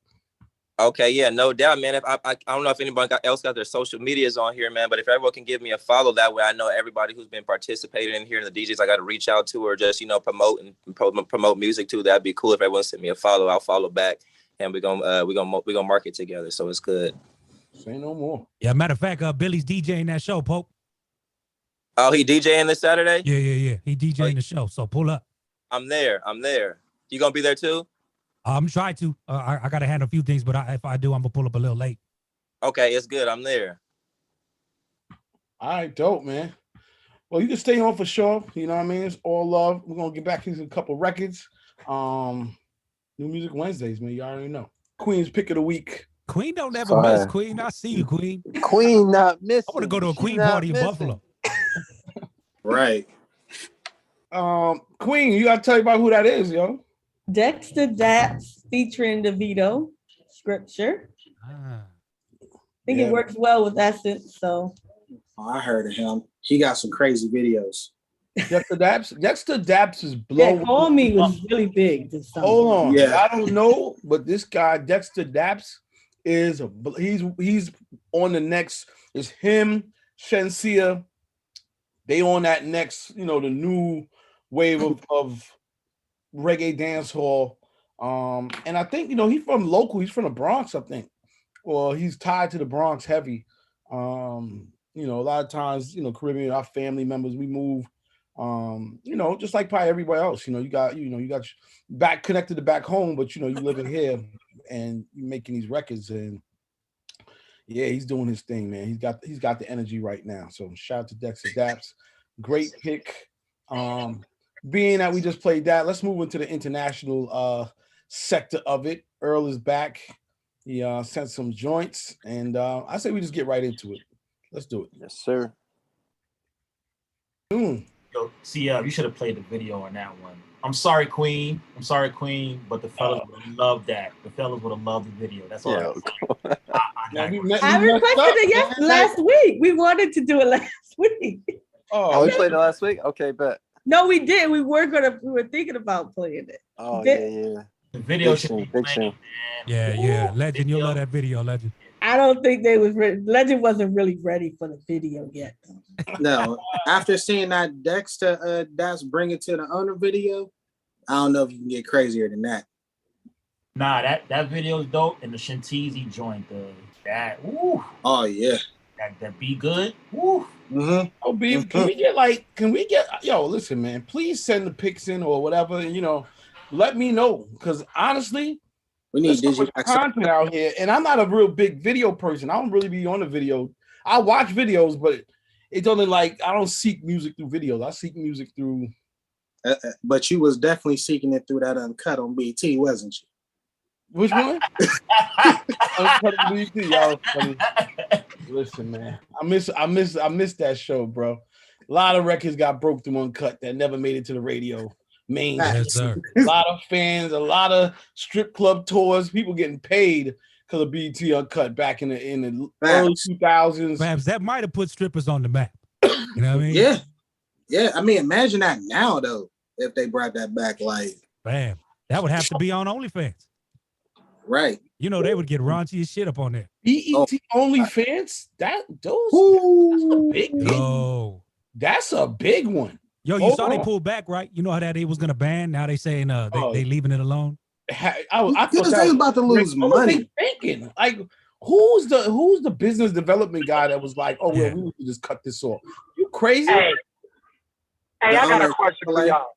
Yeah, I got a question for y'all cats that's around my age. Now, back in the day, there used to be a video show that I want to say. Now, I didn't have a Playboy channel or Showtime or shit like that, but I want to say it was on one of them channels. It was hosted by Sir Mix-a-Lot, and it was an uncut video show.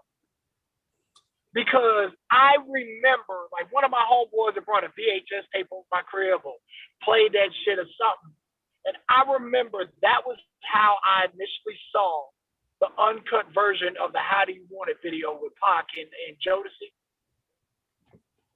And nobody seems to remember this show. You're not talking about Luke's Peep Show, are you? And like I said, no, Luke's Peep Show was when I was in college. This is before all of that. Yeah, I've never heard of that. Like I said, this joint was hosted by Sir Mix-a-Lot, bro. And I was just like I said, I just remember the How Do You Want It video, and I was like, yo, and if you want to see the video, you gotta search it. I've seen it. Google search, Tupac, How Do You Want It? I think it's called the Death Row Uncut version or something like that. So look, here in Houston, we have public access channels, and there was a couple video shows on there, and that's how I saw the uncut version of that back in the day. But it could have been, I don't know where you're from, but maybe it was a public access channel that Sir Mix-a-Lot was hosting, because back then public access used to get away with a lot of shit. So that might be it. But I don't remember a show with Sir Mix-a-Lot hosting. That would have had to have been 95, 96. I don't make it. I collect videos, and I was on every video show I could find, which was not a lot back then before the internet. But yeah, public access used to play a lot of videos that you would not get to see on, Rap City or Yo MTV Raps. So that might be it. Okay. Just like now, like, bruh, I know all y'all remember Caribbean Rhythm. So like, there was a video called Trailer Load of Girls by Shopper. You can't fucking find that video now. Oh yeah. Like, you cannot find that music video now. Somebody got it. Somebody got it. Somebody gonna slang it as an NFT. Oh man, we got to get into this. Yeah, let me play this music. I gotta just show y'all a little bit about this NFT shit, cause it's just. I gotta help us all.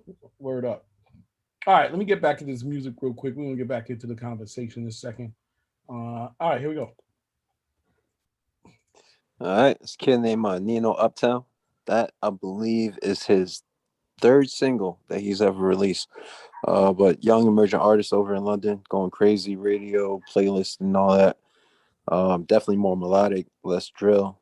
And for me, it's dope to see, some of the musical tastes like shift from like so much of the hard music to, a bit more radio friendly, but still, I think, authentic. So yeah, it felt like that was worth sharing. Dope. All right, let's play this right here. All right, that was all right, hold up.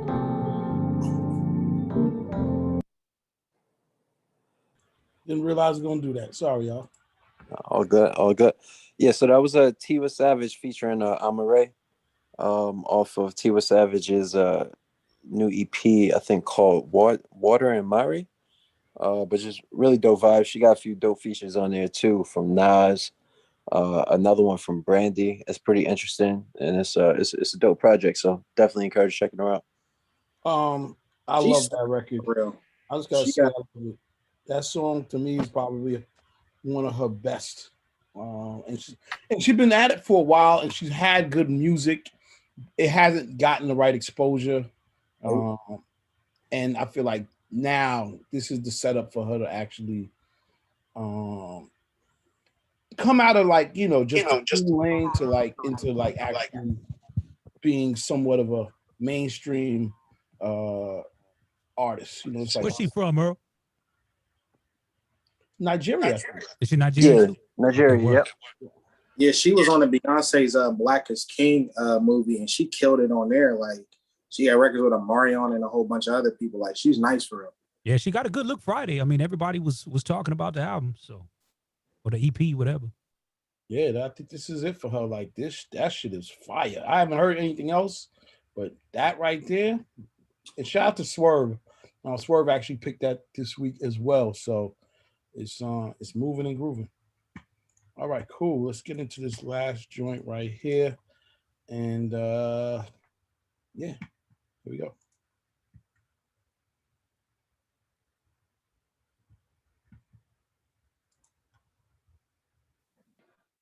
Yo, he was snapping at the end of that. Yeah, so that's the artist named Millions. Name of that song is called Regular Bag. He's somebody who I definitely had my eye on for a while coming out of London. I think he has a very unique flow. It's one of my favorite flows in rap, period. Definitely encourage you to check out more of his music. I think you brought him on here before. You played one of his other records. Yeah, I played one of the other records like a few months ago. It is like one of the newest joints, but yeah, man, for me, like his flow is really dope, really unique. And I don't know, I always want to, listen to new joints of his. Earl, you headed to UK soon, right? Yeah, back half of September. Making a little press run. That's right. Yes, sir. Safe travels, brother. You vaxxed up or what? Thank you. Yeah, second one. Yeah, definitely. So I'm straight. Just need to, I guess, let it settle in. You know what I'm saying? You need a couple weeks after. Hey, say, Earl, what is it? What's your connection with the UK? Because I know you play a lot of stuff, and I'm obviously a newbie here, so maybe people know what's your connection with that, man? No, it's all good. No problem. I mean, personally, I just have a bunch of relationships over there, a lot of friends in music, and, really dope artists who are talented, whether like musicians or, like studio artists. But yeah, just been working music, international marketing, promo, radio, etc. So you know, a lot of those relationships I had for years, they kind of grew into just really nice situations for everybody. And for me, it's dope to see a bunch of homies, you know, doing their thing and becoming successful on that side. And for me, it's you know, I feel like music is international, man. Like especially like on the internet, right? Like everything's without borders. So I feel like the more you kind of learn about somebody else's culture, you can learn about your own and other things within it. So I don't know, for me, that's why I do my best to like bring out international music that I'm either banging with or like dudes for like up and coming and maybe keep an eye on for like future joints. Is it like somewhere specific in the UK or just? I mean London for sure, but you know, got Manchester, Birmingham, etc. Okay. I mean, shit, Paris, Amsterdam, Belgium, a few other places. Gotcha. Yes, sir. That shit is crazy. Like the UK is what like popped off Pop Smoke. You know what I'm saying? Yeah, which is crazy, right? Is that really what happened? Is that the story? Like they were playing it first? Nah, not necessarily first, but like as far as like his popularity like booming and like really going crazy, it was with the help of a ton of like UK DJs and just people over there. Because I mean, like if you coming out of your own city, right, and you getting attention, but you're also getting attention in like the other New York, quote unquote, not to disrespect London, but you know, like that's the center of their music universe over there. You get major love. Of course, everybody over here is going to be more curious about it. But that's kind of always, you know, has been, at least.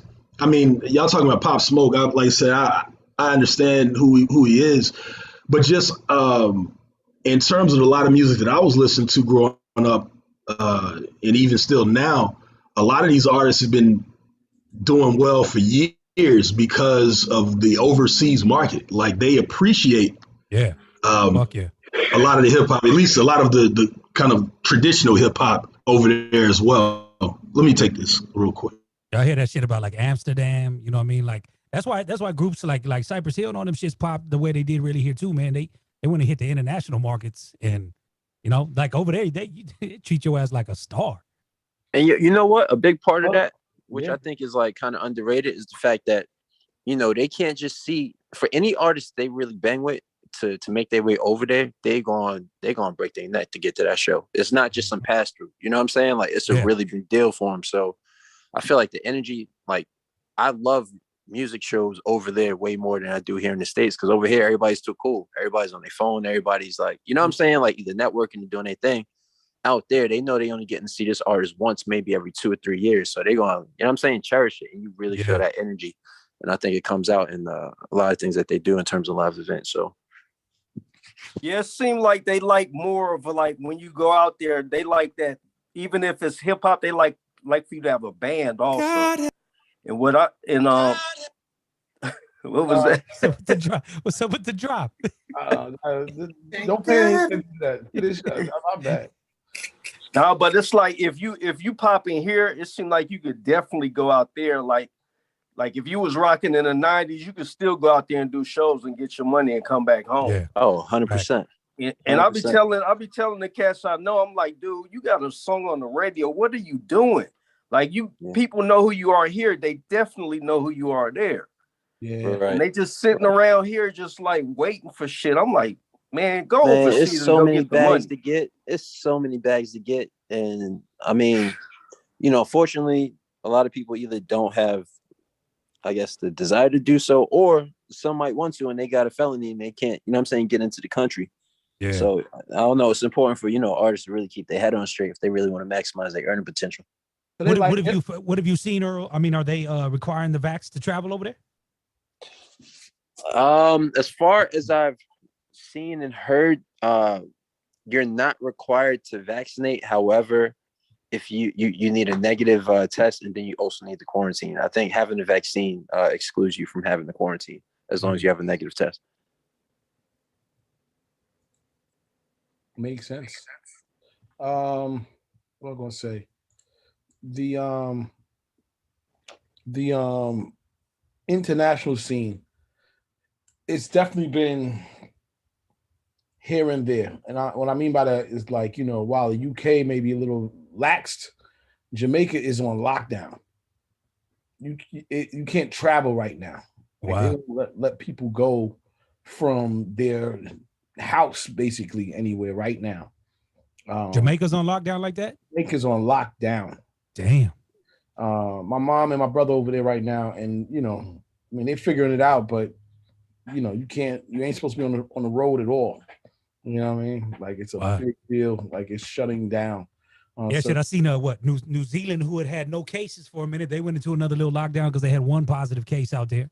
You know what I mean? So it's just weird how things is moving here in the States, man, because they keep talking about all these fucking emergency rooms is fucked up again, but everything's, you know, go as planned. You know what I mean? Which is crazy because it's like, you know, people still on this anti-vax shit and whatever anybody feel in the room, whatever, but it's like you playing a 50-50 with your life.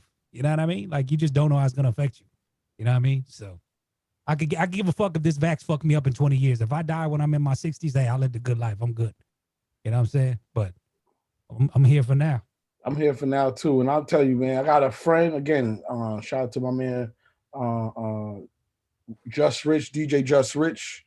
Hearing a lot of DJs getting hit right now, bro. That's what's crazy. He's been in the hospital for 2 weeks. I could not imagine that shit. I was like, yo, he's still in there on a ventilator in a coma or something like that off of COVID. Like this shit is real.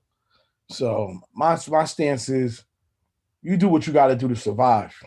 Yep. You know what I mean? You can't, you know, it's no good. You're not good to yourself in that type of situation. You're not good to your family. It's just, you know what I mean? Make sure you're here for the people you love. And, you know, again, I don't care how people feel. Take care of yourself. That's it. You know what I mean? Take care of yourself.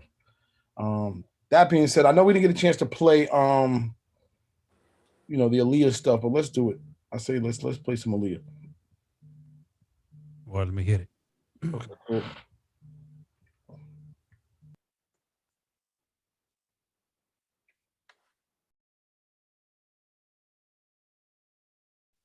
$20 years, yo, crazy. 20 years ago. I didn't even realize that's crazy. 20 years ago. Wow. I just think it's crazy that, like, you know, when all that happened, I mean, we got a great video out of that, man. But I know motherfuckers was like, man, was that worth it? You know what I'm saying? Like, I know that's got to be on somebody's conscience for fucking since forever. You know what I mean? Can't be worth it. Shout out to the Blackground family, man. And you know, sort of the label back in the days, the credits on the videos and stuff. And shout out that was big budget videos then. You know what I'm saying? Like motherfuckers was dropping mad guap on videos right there. For real. Right. Mike Williams, Lil X. Man. And the video was dope. Like she looks great in that shit. Like that shit was dope. Yeah, but I remember Barry Hankerson, Jomo Hankerson. I was lucky. I worked for Cornerstone Promotion at the time, and we worked all of the Blackground music stuff. So Bubba Sport, no, actually they had Bubba Sport. That Timberland was signed to them, obviously. Aaliyah, Bubba, and they had some other artists. And yeah, man, they was cool people. Barry was a gangster from Detroit, and he was Aaliyah's uncle. And he was a dead serious gangster, but cool, you know, like your uncle, you know what I mean? He was just a serious uncle. Barry and his son Jomo did like a lot of the day-to-day stuff. Really cool dude. And I remember us having to work a lot of these projects. And again, I was getting paid nothing back then, and it was all love. Like I took it as being able to get the experiences and meeting these people and being able to learn all of these things. You know, everything leads me up to today. And yeah, man. But I know, you know, I pray for their family because that's their family. You know what I mean? It's a different type of thing. You know what I mean? They did the whole thing, you know, in Detroit and did the whole carriages and all of that stuff. And then she actually got buried here in New York, which is wow. So she's buried actually not too far from where I live in Westchester. She's in Ardsley, New York. And yeah, that's real, man. So thanks for playing that. Yeah, little somber, but you know what? She left us with a great legacy. Definitely going too soon. I think she's another one too that she laid down a blueprint that I don't think she gets a lot of credit for. You know what I mean? Because she was really starting to tap off into movies more, and you know what I mean, really kind of opened up, I think, the lane for people paying attention to some of the younger up and coming females. You know what I'm saying? So Sierra. Yeah, I mean, people even say Beyonce. You know what I'm saying? Like you know what I mean? That she laid the groundwork for Beyonce. So But Timbaland made he was in an interview I was watching. He made a statement saying that she was still alive, she'd probably be big as Beyonce. Oh yeah, easy. Speaking of on some other hotties, y'all see Ashanti here recently? At Fat Joe's party? Bruh. Lord. What she look like? Somebody pull it up. Pull it up. Go.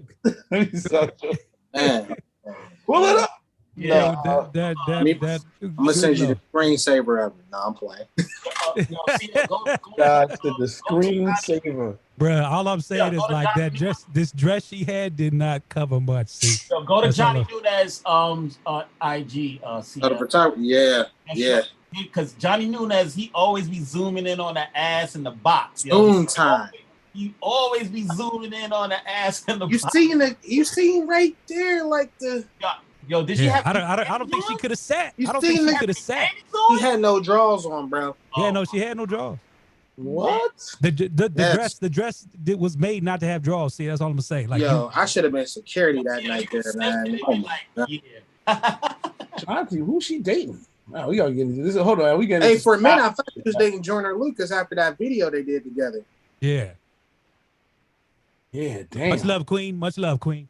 Hey, Queen. Yeah. Respect to the Queen. Shout out to my friend Dev LaRay's in the building. I got enough love to you too. No disrespect.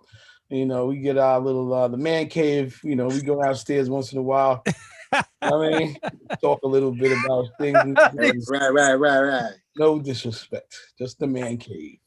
All right. So like I said, I didn't want to get too crazy with this, but I feel like I got to share this with everybody because people talk about making their money work for them and all that type of stuff, and this is one of those things, man, where you can make your money work for you, man. And I just want everybody to know what I know, and that's all. You know what I mean? So we're gonna get into this quick NFT thing real quick. We ain't gonna spend too much time for it, but it's a beautiful space, man. And before I really get into this, I'm just gonna give y'all just the basics on it, man. An NFT, right? The word NFT stands for non-fungible token.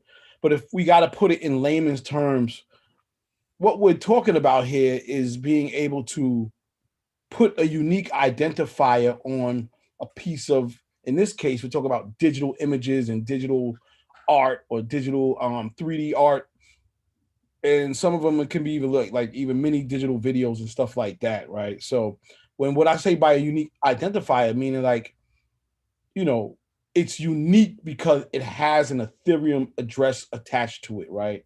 Which puts it in the blockchain and makes it unique because it has this address, which is non-fungible, meaning that address cannot be taken away or separated from that piece of, we'll just say, art or that image forever. It will always be attached. So once you create an NFT, you could take a freaking drawing that you did, take a photo of it with your phone, right? Go to OpenSea.com.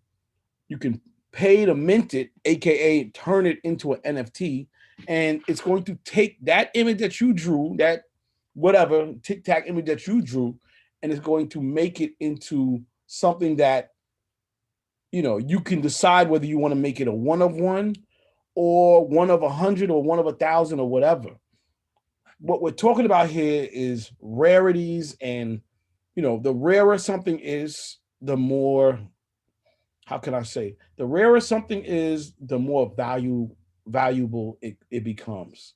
So if let's say you had Tupac's rhyme book from back in the day, and you took photos of each one of those pages, right? You could actually turn those into NFTs, right? And say, look, this is Tupac's rhyme or poem, whatever, and there's only 1 of 1 of those, right?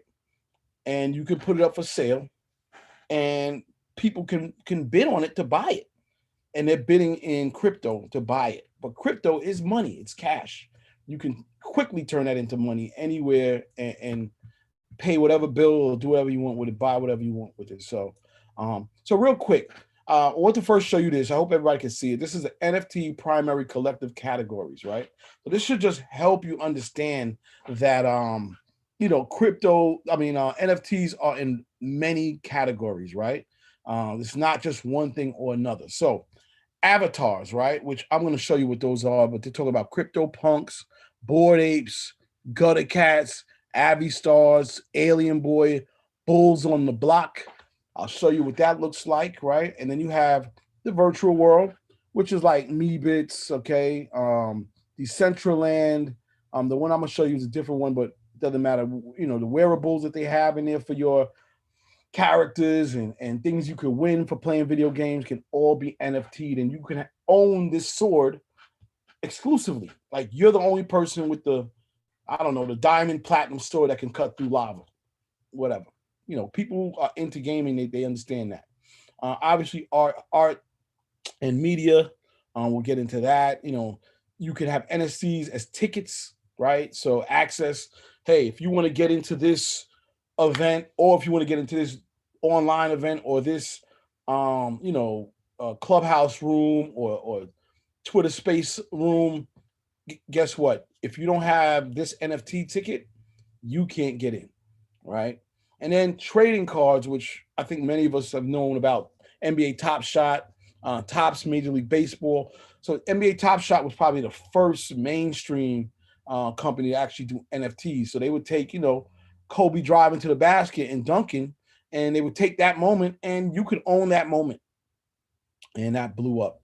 Composables, which we'll talk about, and then like I was saying before, games, right? So this is I was talking about Axie Infinity. That's actually what I meant to talk about.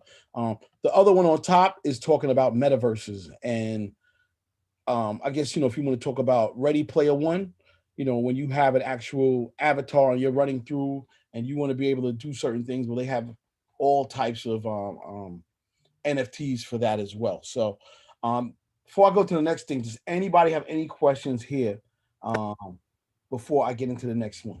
Yeah, I got a question real quick. So how about if you got CDs signed by artists, like some big artists, and they didn't put your name on the actual CD, they just put their name on the CD. You think that's worth something? 100% NFTable and definitely worth something. And again, the rarer it is, the harder it is to get. Right? This is a giant collectible game. That is the game.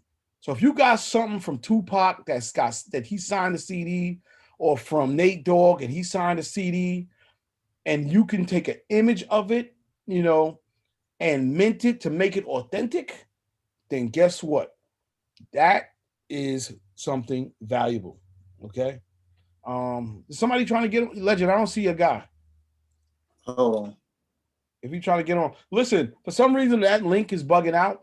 Just give them the ID meeting number and the passcode, and they'll be able to get in. All right. So just in case, and if they come on, if I see them, I'll let them on. Actually, Legend, I'm gonna make you co-host as well, so that you can when you see them, you just let them on. All right.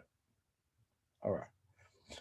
Yo, anybody else got any question before I move into the next link that I got over here?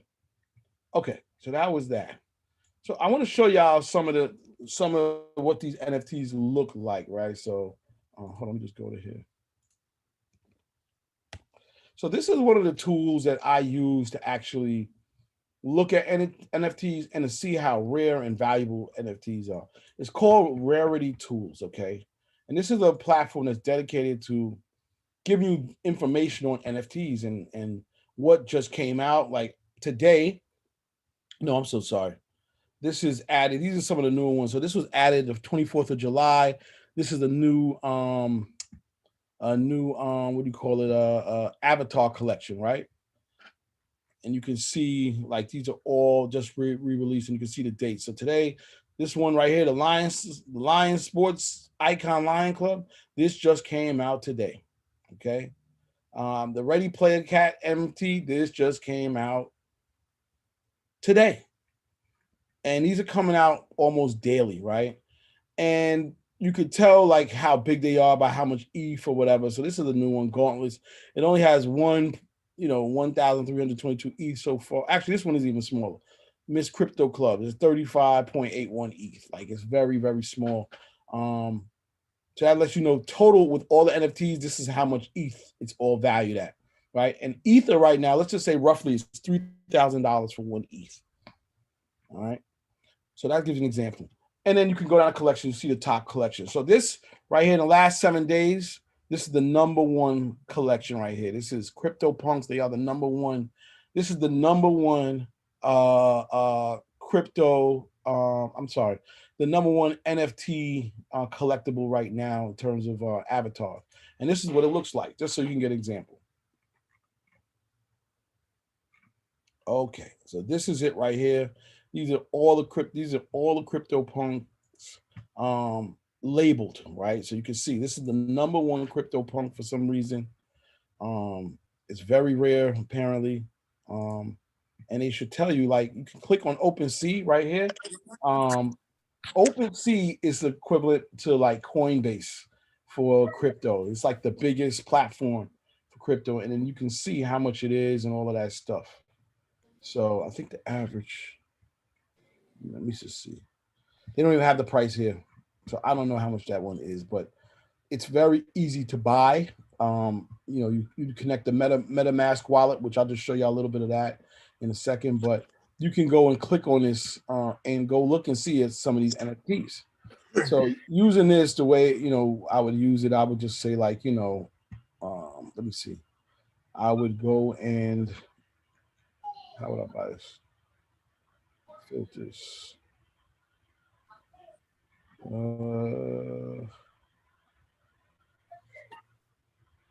Actually, let's go to a different one. Sorry, y'all. We're going to get into this. Hold on. All right, so that's one. Let's just look at Bored Ape.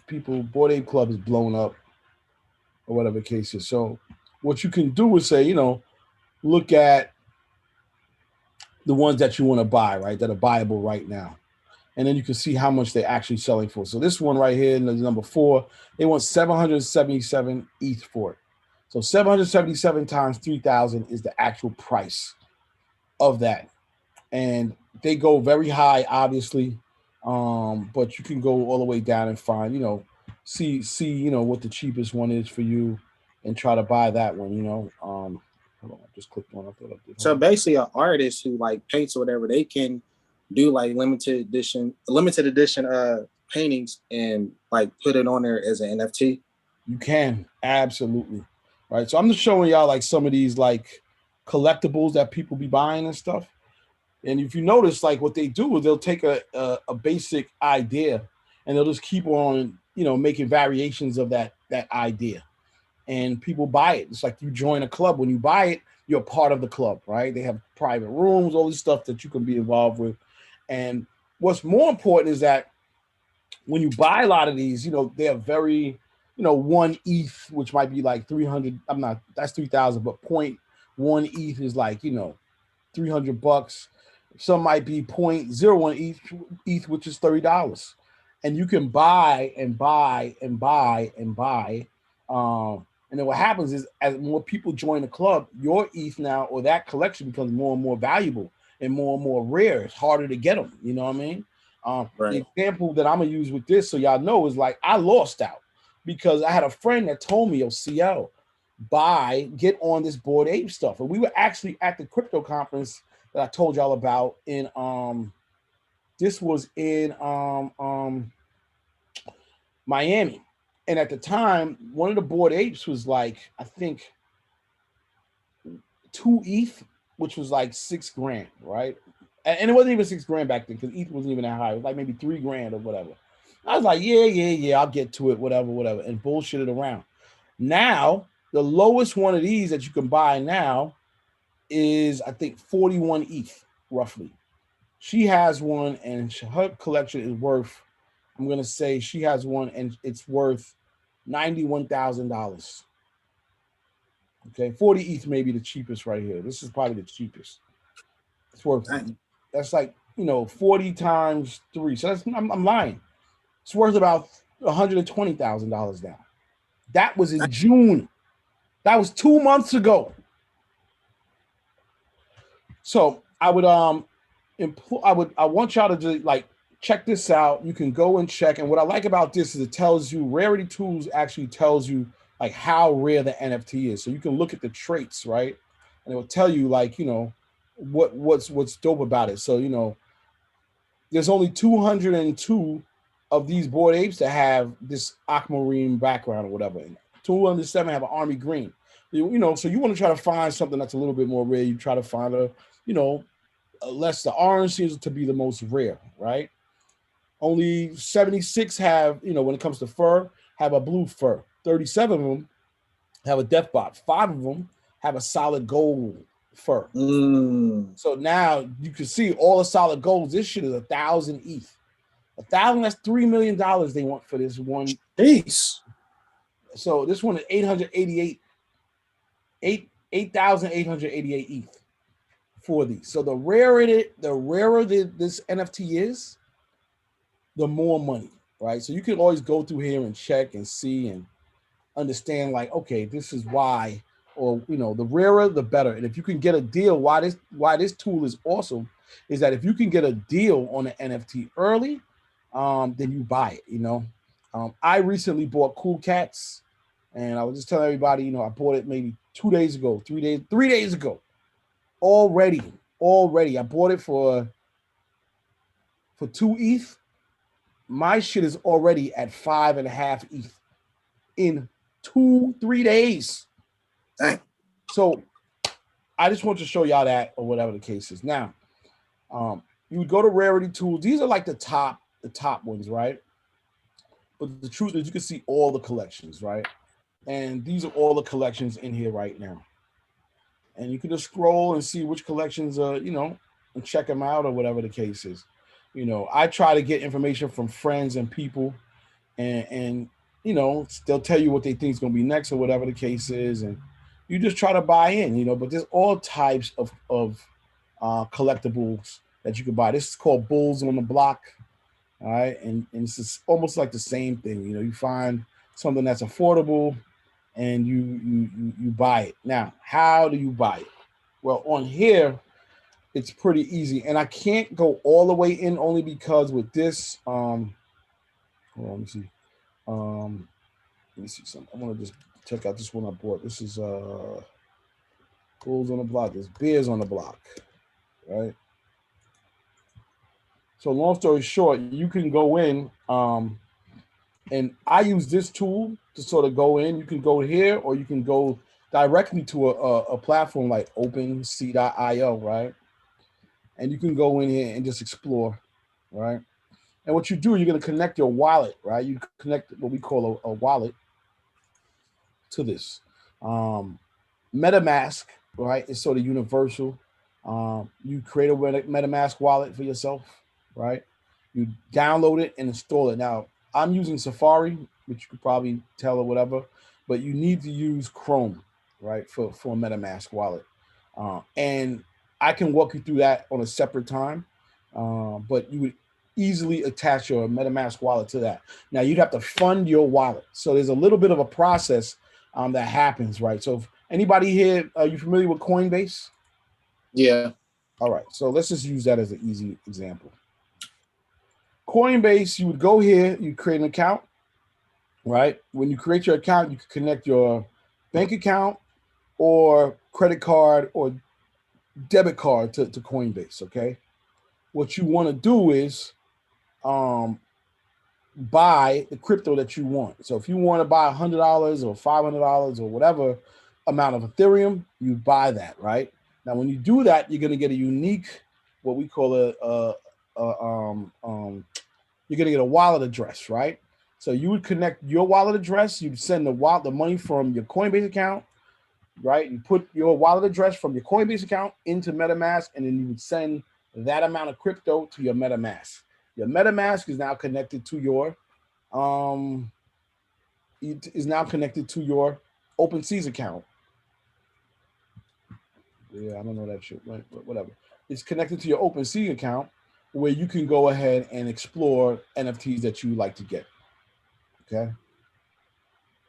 So again, we're just looking at stuff. And these are all types of different NFTs. I just want to show y'all the collectibles first, and then I'll show you what the other ones look like. But I got a question. See, can video be put into NFT, or is it strictly like this digital pieces right here? I don't know. Absolutely. Well, you have motion, so you can do video, but it's going to be very short. A lot of them are like motion, like you see this chomped one. Wait, can y'all see what I'm saying? Yeah. Okay. Yeah. Chomped. You know, as you go through it, you can see all types of NFTs, and you should really take the chance to go through there and look. But yes, you can do videos that will be short. But like how short are they? 5 seconds, 3 seconds, maybe. Okay. It'd be almost like a or what you call it, a GIF. Okay. You know, and I think, you know, when you get a chance, y'all should just check through this, right? Because we're gonna have all types of stuff in here, right? You got art, you got music, you got digital. So let's just look at this is what a virtual world one looks like, right? So people always putting up their plots of land and where they're at. You know, I know we're talking futurists here, but that's the other thing. Like, you know, start to understand like where this stuff is living. So Decentraland is a great place to look at. But I would just look through this and just look at all of the places where people are buying NFTs and selling it. And, you know, you should check out those platforms and see why they're doing it. You know, people are buying digital land just like they're buying houses now at astronomical prices.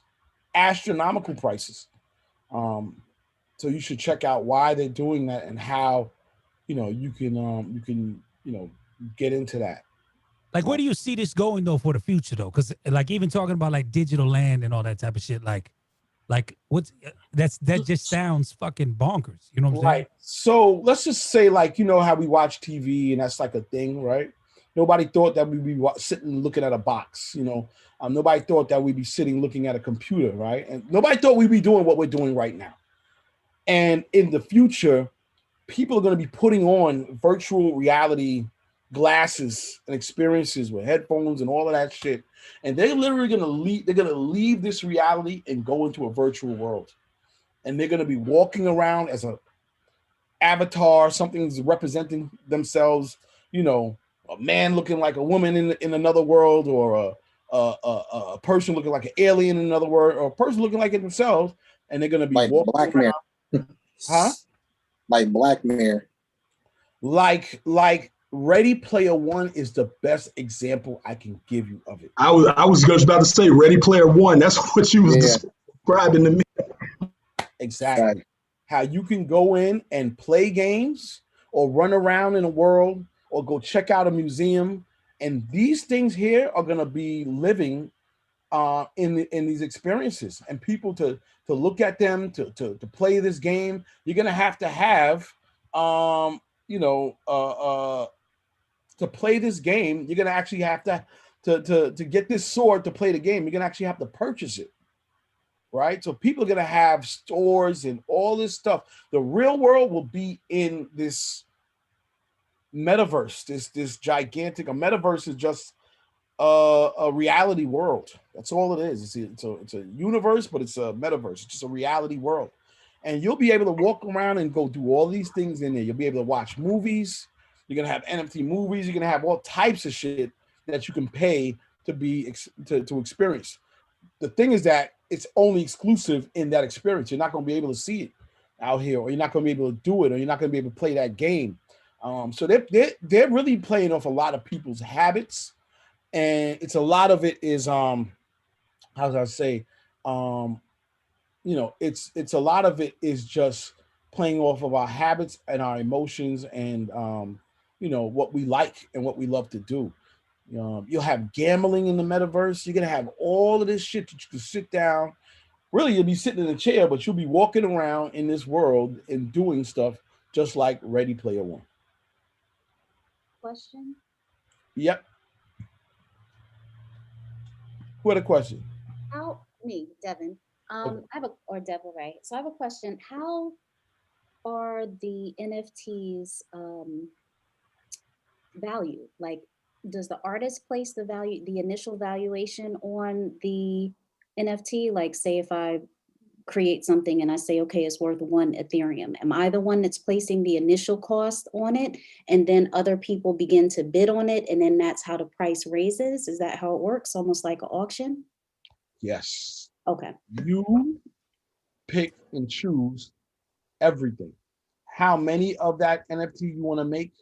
You know, off of 1 NFT, you can literally make different colors, versions, whatever. Let's say you have a yellow version and you want to make 10 of those, right? And let's say you want to have a black version, you want to make 5 of those. Let's say you have a platinum silver version and you want to make 2 of those. Let's say you have a platinum black version and that's the 1 of 1 exclusive. The more exclusive it is, the more valuable you can put on, more value you can put on it. Now, you can choose to say, hey, the yellow one that has 10, I'm gonna make it, 0.1 ETH each, right? So that means, a tenth of an ETH. That whatever, that black one, there's 5 of those. I'm gonna make, those are gonna be 2.25 each, so now that's a quarter versus the 10. Or the 10 cents or whatever. The next one I may say I'm gonna make, there's only 2 of those available.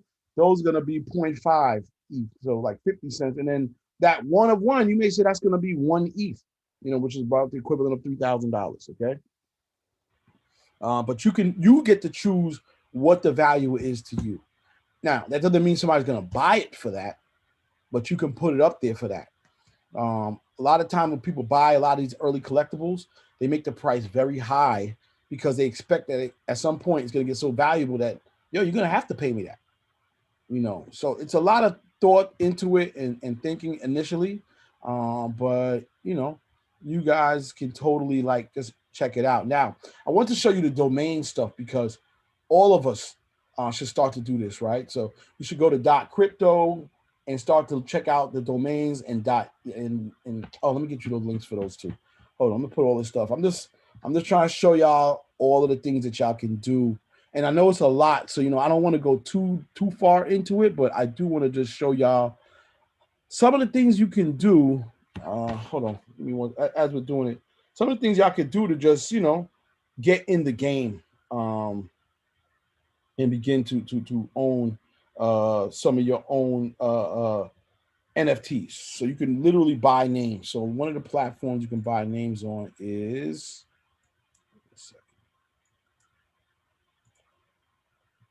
and again, if you got questions, just spit them out. I'm just going to put y'all up on some of these other things. Hold on. I got to get everything out of my phone. One of the platforms you can buy your names at is ENS Domains.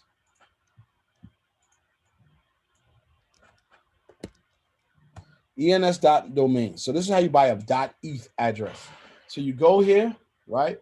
You launch the app. In this case, again, you want to be on Chrome, a Chrome browser, right? You search for whatever you want to search. So let's just say you want to buy, and I'll tell you something. You can get smart. You can beat people to their domain name because most of the world is not up on this shit. So I'll tell you right now, like Raymond, check this one out. I would probably, let's see if they got it. Oh, somebody bought it. All right, so somebody owns that. But let's just say you want to put, I don't know, Quantum Leap Radio.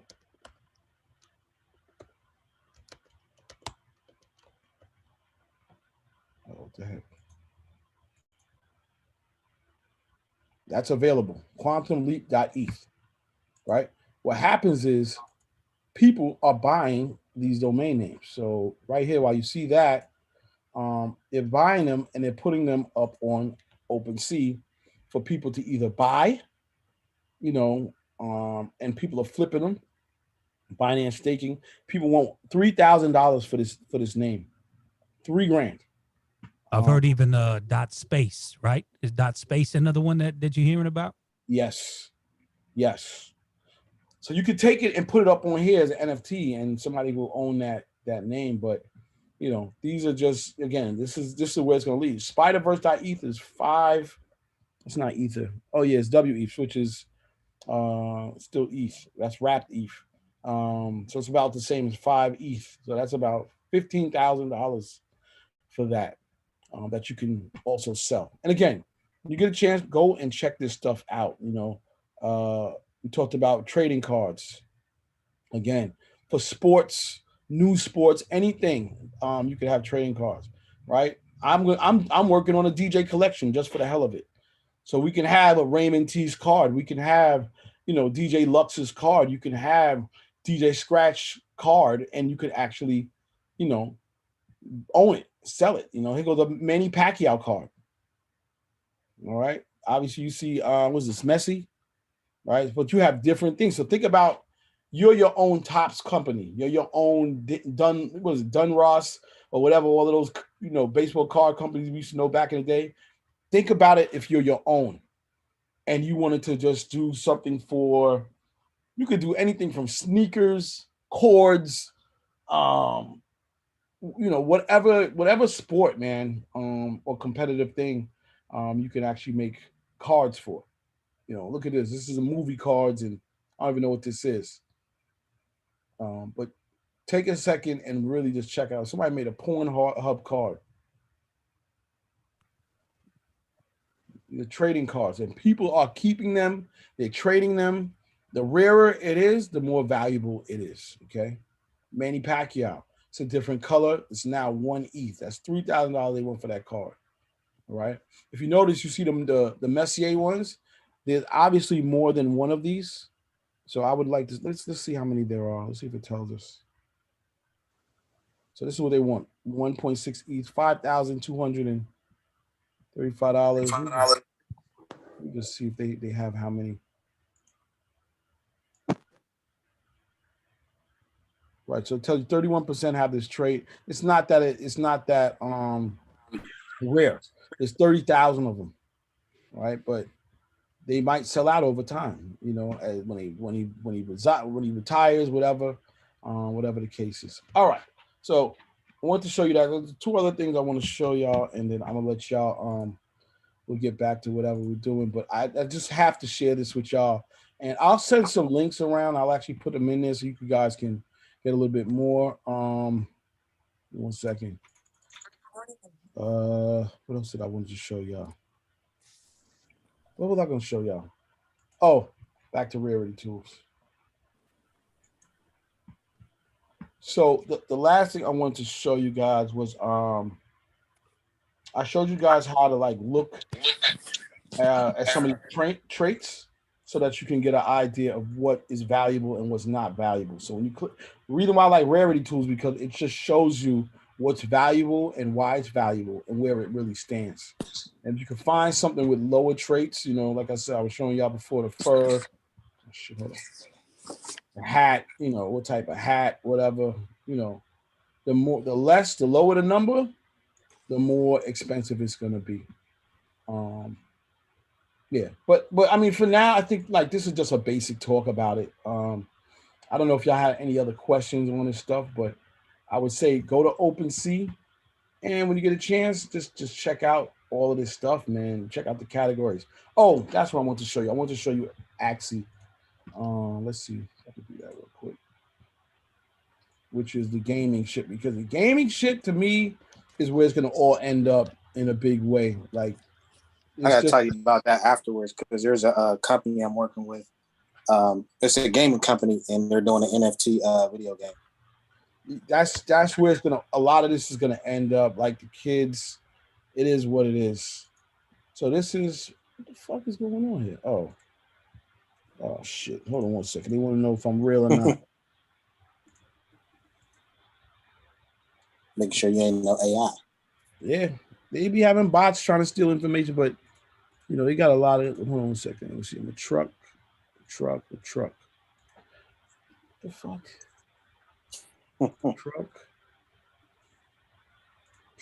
Truck. All right, Axie Infinity is probably one of the biggest games in space, right? And again, this is like video game, battling people, all this stuff, having land and whole thing. Their marketplace, this is where they actually have NFTs that they sell. So they have a total of $22.81 million of NFTs right now. Okay. And by the way, these people are kids that are building this stuff and doing a lot of shit. what happens is people are going and they're buying different NFTs. So these are called Axes right here. And you'll see like the prices for them. They're not that expensive compared to other stuff, $482, $321, but they're raising in value pretty rapidly. Okay. Land is going to be way more money. To actually own some of that land, you can see the numbers. This is 18 ETH, this $60,000, $32,000, and I'm sure it goes up and down from there. The items, right? So we talk about flowers or, what is this, a stoop, all of this shit. I'm just saying this is stupid shit to us. $184.89 for a stoop, right? And you can go more into it, right? So you can check out, each one is just see what type of beast they have for sale. You can check it out. Your kids probably know a lot about this stuff. You should definitely check in with them. But again, it took me a while to wrap my mind around it. I'm saying that begin to check out this stuff because it's going to become more and more valuable. And it doesn't take much effort for us to go and actually check it out, and try to figure out, first get involved, like invest, buy a couple, and then you'll be able to see wow, oh yeah, these are the lands. And again, it doesn't look like much, but people are building and putting things in these lands, experiences and all of that stuff,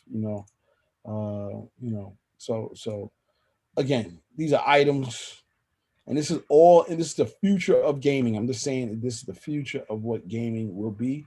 You'll be able to say, if I win, you get this, that's basic, or hey, to play this game that I built in this land, right? Just like my kids play this game called Roblox, right? People build games and they share the game. Well, to play the game, you have to have 2 flower pots, and kids are gonna beat up the world to get the 2 flower pots just to play the game. All right. And again, this is very futurist, but I want y'all to check it out and start to understand it so that you can make some fucking money or make your money work for you. Hey, real quick, I missed about 10, 15 minutes, but on every NFT, they all going through Ethereum, or No. are they doing? So OpenSea is awesome for that, because there are different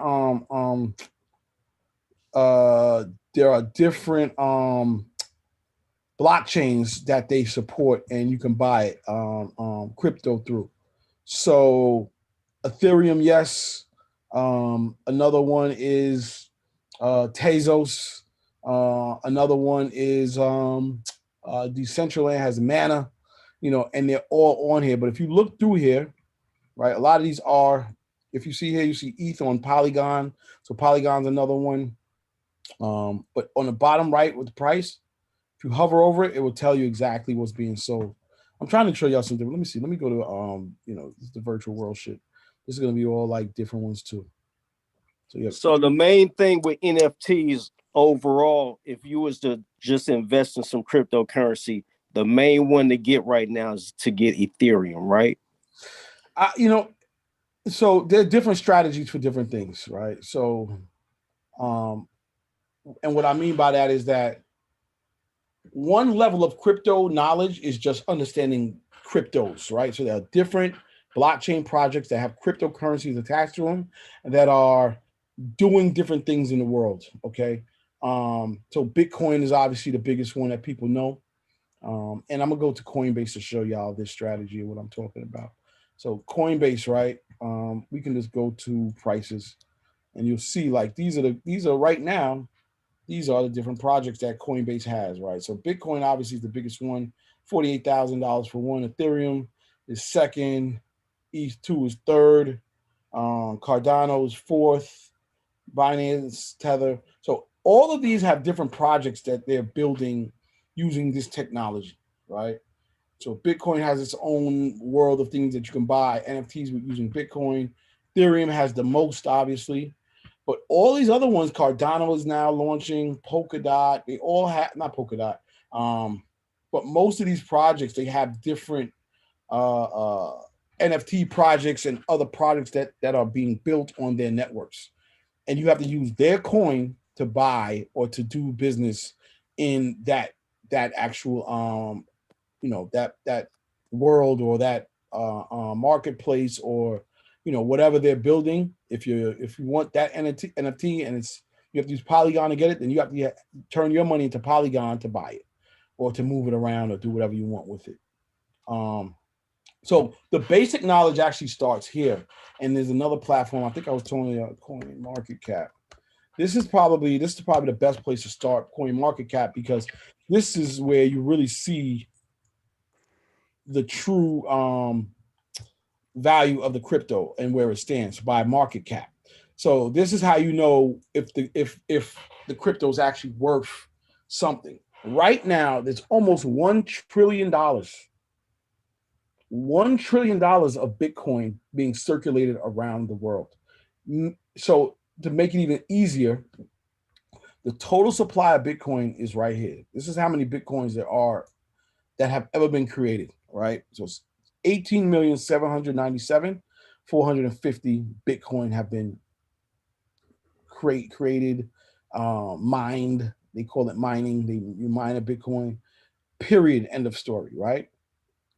Out of that, if you multiply this number times this price, that is the total market cap of Bitcoin in the world.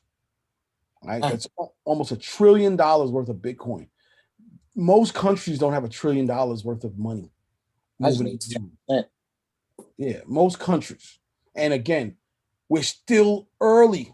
Most of the world is not talking and moving in Bitcoin yet. Wait 5 years and you'll see the difference. Ethereum is second. That's $336 billion, right? Cardano's third, quickly third. And the thing about Cardano is the price. It's $2.73. If you were to take $27 a week, $27, $30 a week, and buy 10 Cardano, in 10 years, you don't know, that's just gonna be worth a crazy amount of money, man. I need to get that. Start getting to it. Start, putting $100 a week, a month to the side, and start investing. And that's what I'm saying. This is just one side of it. It's just buying crypto and investing in it and holding it. That's one side of it, right? NFTs is like the next level, because why you're buying, the reason why I buy this stuff is so my money can start to multiply and make money for me. All right, that's why I got into it, and it shit worked for me. Okay, now while Bitcoin, the price fluctuates, 9%. This is up in the last 7 days. Bitcoin's up 9.4%. No, let me show y'all. The last 7 days, Bitcoin is up 9.41%, right? In the last 6 days, Ethereum's up 6.47%. Cardano's up 28.6%. All of these are on the rise, right? Binance Coin's on fire. All these things are on the fucking rise, right? And that's a beautiful thing. Your money will go up and multiply. Look, this one's up 68% or whatever case is, right? In the last 7 days. But with NFTs, these shits are jumping up in value. Let's see if it shows. It doesn't tell you here. But hold on.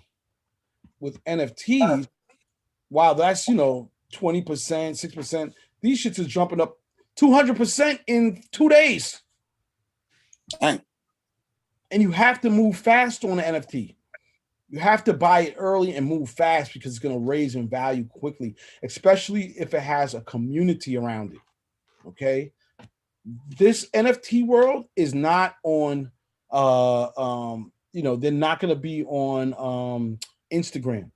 You got to get into Discords and Twitterverses and Twitter groups. That is where that shit is. So when you buy a CryptoPunk joint, you go to CryptoPunk. You follow CryptoPunks. You make the CryptoPunk you bought your avatar, or you put that in there as your picture on Twitter, and then you'd go follow the group, and then you make a post. Hey, just bought this CryptoPunk. Happy to be a part of the group. Then they'll send you a link to being part of another group, which is private, and then you start to get some other information. And while that's happening, the CryptoPunk that you own is steadily just maturing in value, becoming more. It's like literally buying a painting, and then the painter dies or something, and then shit goes up 100%. People that went to Basquiat's apartment, they knocked down a wall, they found that old Basquiat printing, shit was worth 10 million. That's exactly what's happening here, except for the artist doesn't die. People just become more, it becomes more and more rare. The fact that you have one, you're like a part of a club, and your shit is worth something. And if you want to sell it, there are people that are basically waiting on you to sell it so that they can be not only in a club, but so they can have the NFT. Because the beautiful thing about an NFT is that it's just like a piece of art. It's like, it's an asset. So people want to buy them and hold them and just, have multi, millions of dollars in value at some day. So, all right. So anyway, that was my quick little, I just wanted to show y'all this shit. You guys can go on your own and check this stuff out. If you notice, in the last 7-day price, right? Axie Origins, the shit that I was showing you right here, Axie Infinity, right? This little crazy looking thing that you're like, what is this shit? Right? All of these NFTs, in the last 7 days, it is moved the most. It moves the third most in all NFTs. The third most average price of the NFTs are 14.25. That's a pretty real deal. It's a big deal. Okay. So I'm saying, like, we're still early. We just got to start to invest and buy a couple of things, and just hold them shits, man. Just hold them. Obviously, CryptoPunks is number one here. Bored Ape Yacht Club, which I missed out on, played myself. Again, my friend bought one. Shit's worth 41 ETH now. Okay, and that was in June. All right, this is the one I bought the other day, the Cool Cats NFT, whatever. This is the one I bought the other day. Let me see if I can find mine for y'all. And again, it looks like it's some bullshit. You know what I mean? It really does, but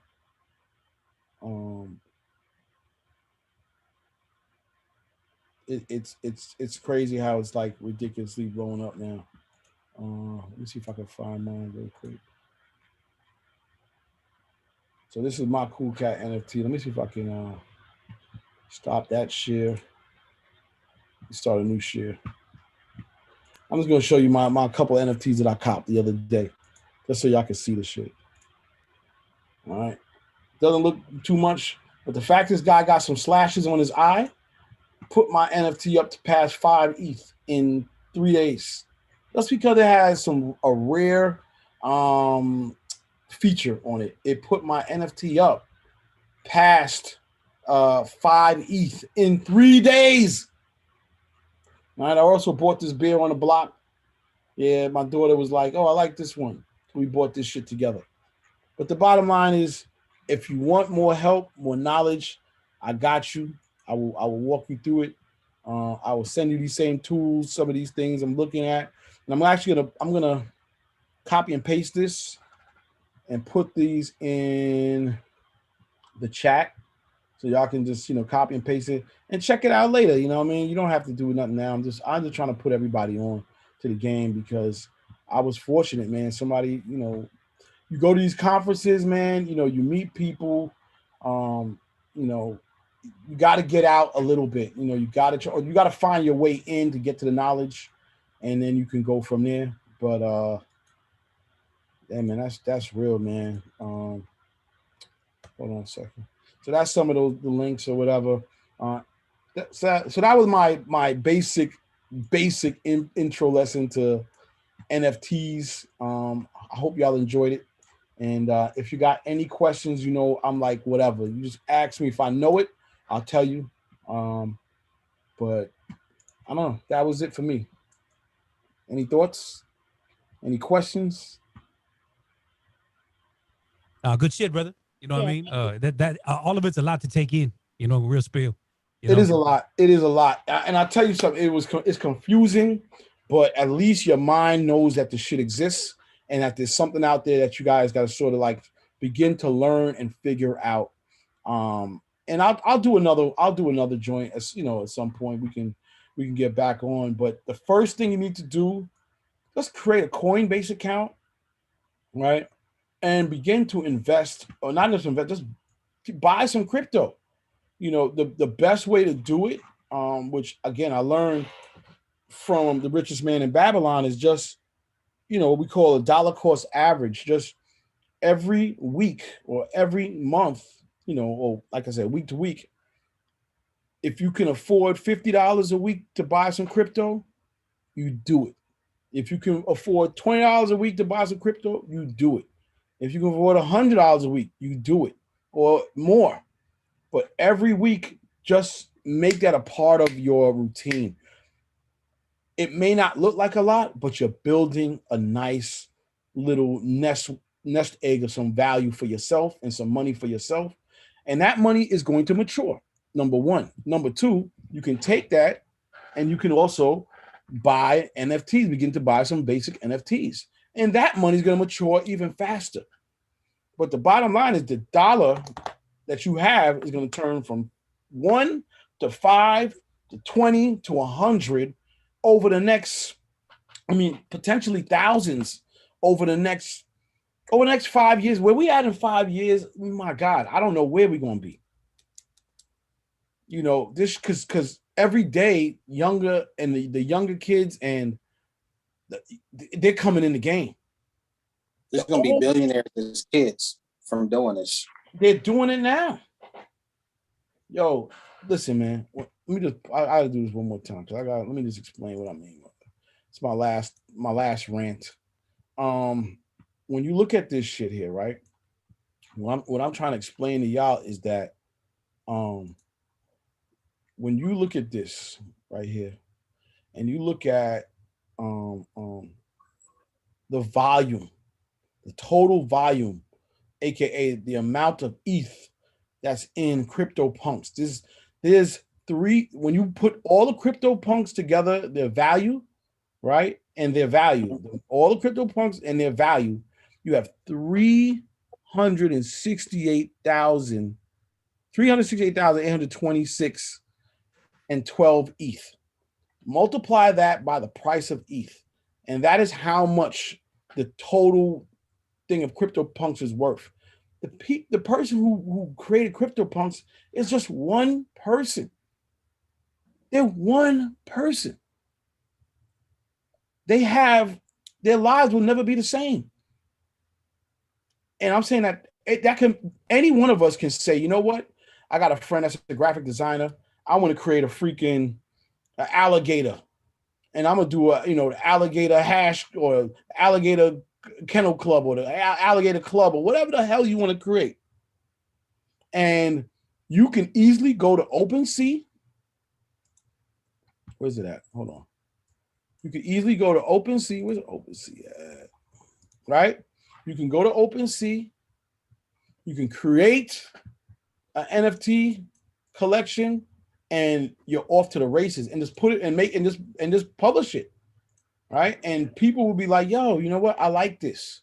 You know what I mean? You can start a Twitter group. Yo, if you buy one of these, you're going to be in the group. You get in the group, you know what?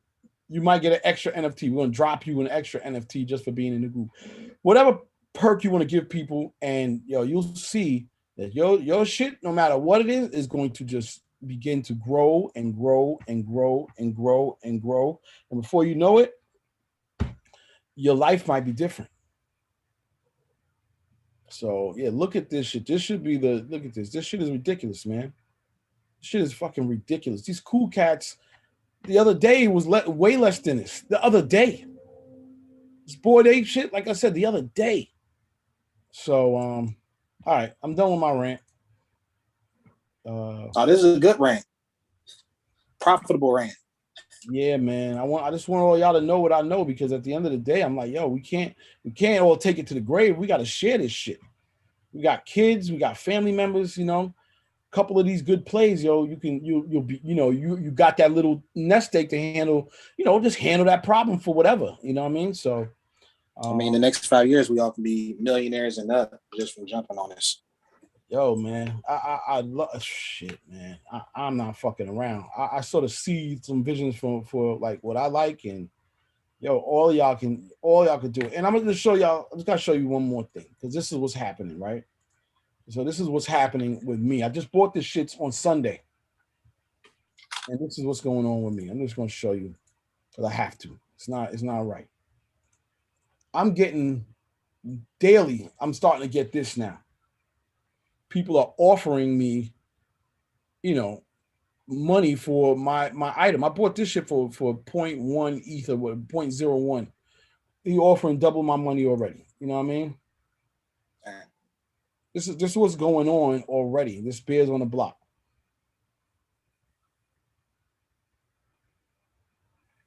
So yeah. So I'm just saying that this is happening to me on a daily basis now. Somebody, here we go here. Somebody offered me 3 rap. I'm not going to take it. It's definitely worth more than that. But for my cool cat, which I bought it because it had this, people are like, I want to buy that from you. You offer me 10,000 for it. All right. Fuck that. Ain't nobody selling shit. So I just got to show y'all what it is. All right, that was it. I don't know if y'all got any questions or whatever, but hit me up. I think I don't know, man. Maybe play one more record to bring it out. I don't want to end on an NFT note, but I had to share that with y'all, man, because the game is to be told. Appreciate this info for real. My brothers, I'm telling y'all, man, t-shirts. You can even take photos, all them promo t-shirts and NFT them shits. You good money. You could tell them, yo, you buy the NFT, I'll send you the fucking t-shirt. People gonna be like, yo, there's a bonus if I buy the NFT, I get the t-shirt. Doesn't matter if it's been worn 1,000 times. So how did that play out for Tory Lanez? He sold his album as an NFT for $1? Yeah, so that's what he did. Right. But here's the thing with it, right?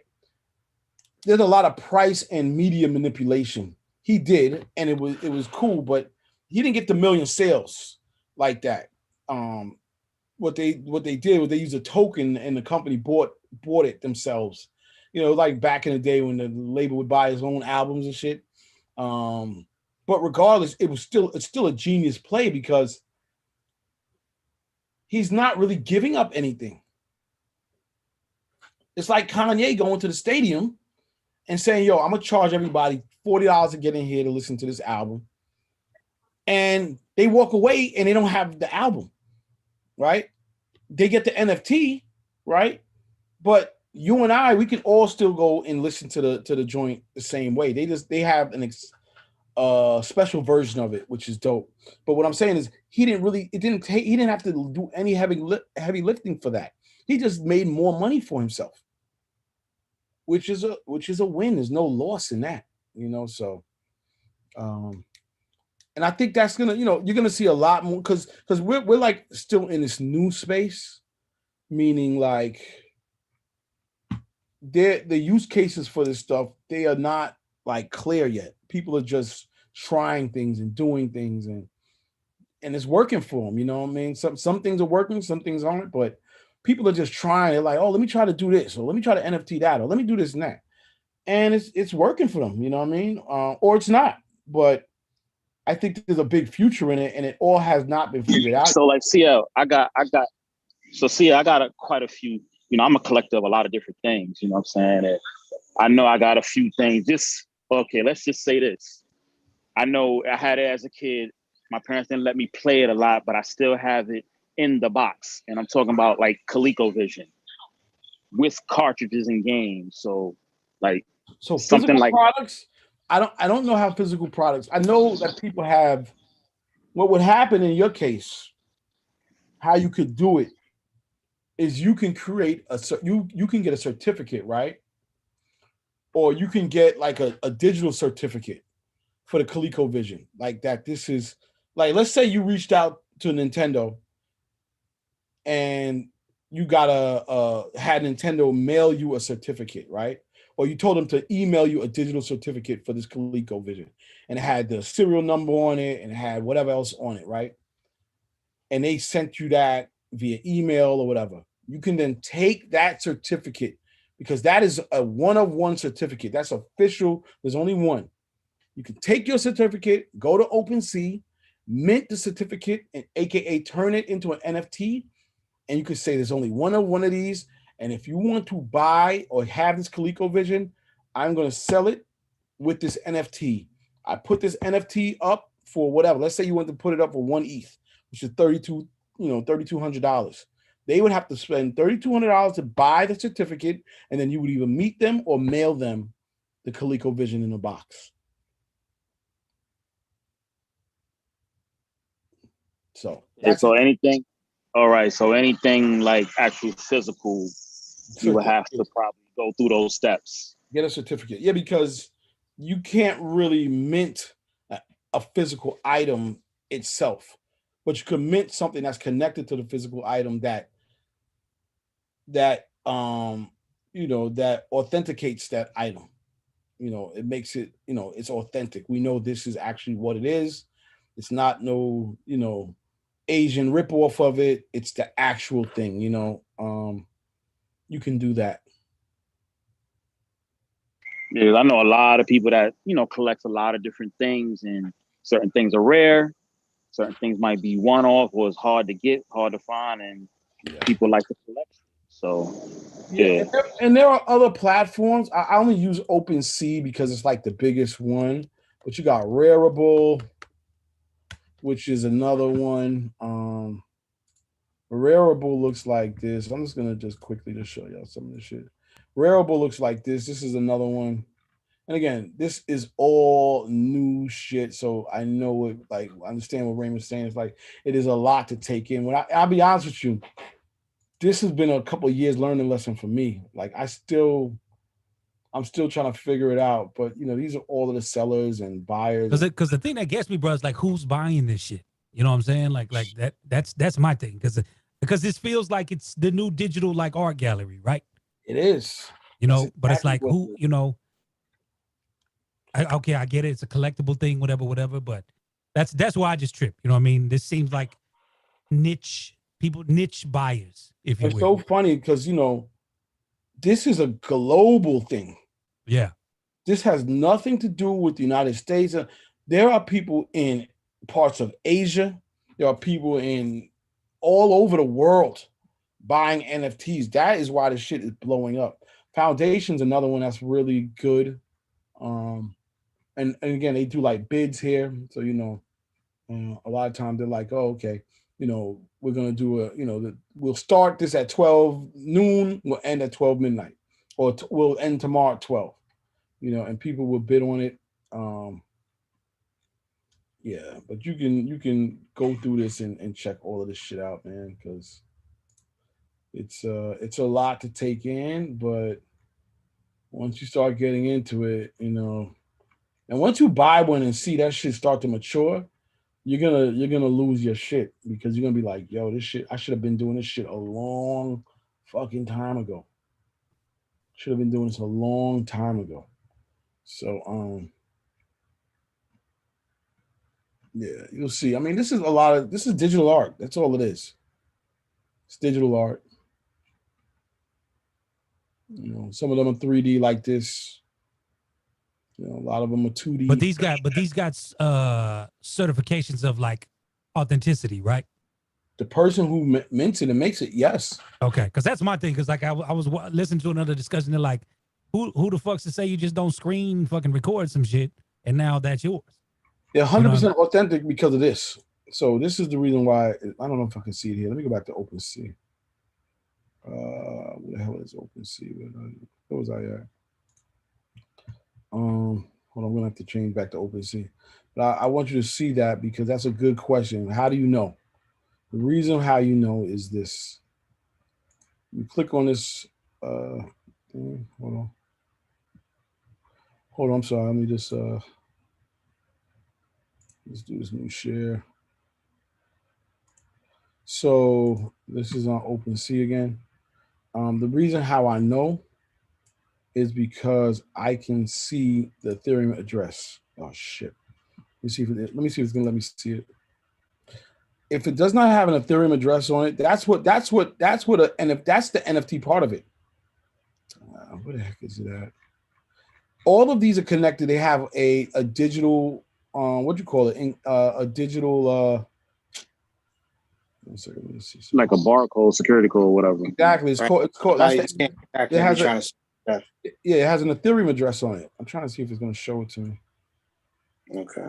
Hold on. I'm just seeing if it's going to pull up on Etherscan. Yep. So this is what it is. This is the address for that. This address right here, this 0x0000, can never be disconnected or cut from that actual image. It will live with it forever. And that's how you know it is a, that's how you know what it is.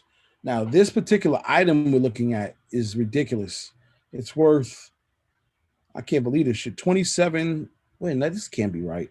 $27 million? Hold on, dog. No, it's not. I don't know how to, the bottom line is they all have an Ethereum address that's attached. That's why it's called a non-fungible. It's non-detachable.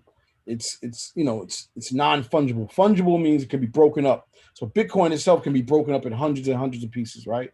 Or if I want to be fungible, I can disconnect a piece from something. This cannot be broken up. It's non-breakable. It has to be connected forever. Once it's minted forever, and that Ethereum address is always attached to it. And if it does not have that Ethereum address, then it's 100% fake. It's so easy to be able to tell if it's authentic because that Ethereum address will be on there. Period. End of story. So that's it. All right, folks. I think now good shit though. See, I mean, this is because I trust you. I'm more inclined to listen to this shit because you just don't know when you hear these because I've been dabbling more into like the Twitter spaces, and there's this one dude who always is having a Bitcoin conversation and shit like that, but it's like you don't know these motherfuckers though. You know what I'm saying? So, yeah. You don't, man. And again, man, I've been learning. I'm not gonna sit up here and say I am the king of NFTs. That's nonsense. I'm learning, and as I learn, I'm just giving the game because I can see myself change. I can see a clear path to like a major victory, and you guys can all have that. We could all. This is collective shit. We could all win. Hell, we could create our own club. You know what I mean? What about this? Let's just start brainstorming right now. Now, what about this? We do this conference call every week, right? What about the guests that come on, right? We screen shoot them, and then we have those apps that can automatically turn you into a cartoon or something. Yeah, it takes an image of you and turns you into a cartoon. Mm-hmm. What if we did that, and then we minted every time somebody comes on, we mint them and put them on OpenSea. Hey, bring Jadakiss back on here.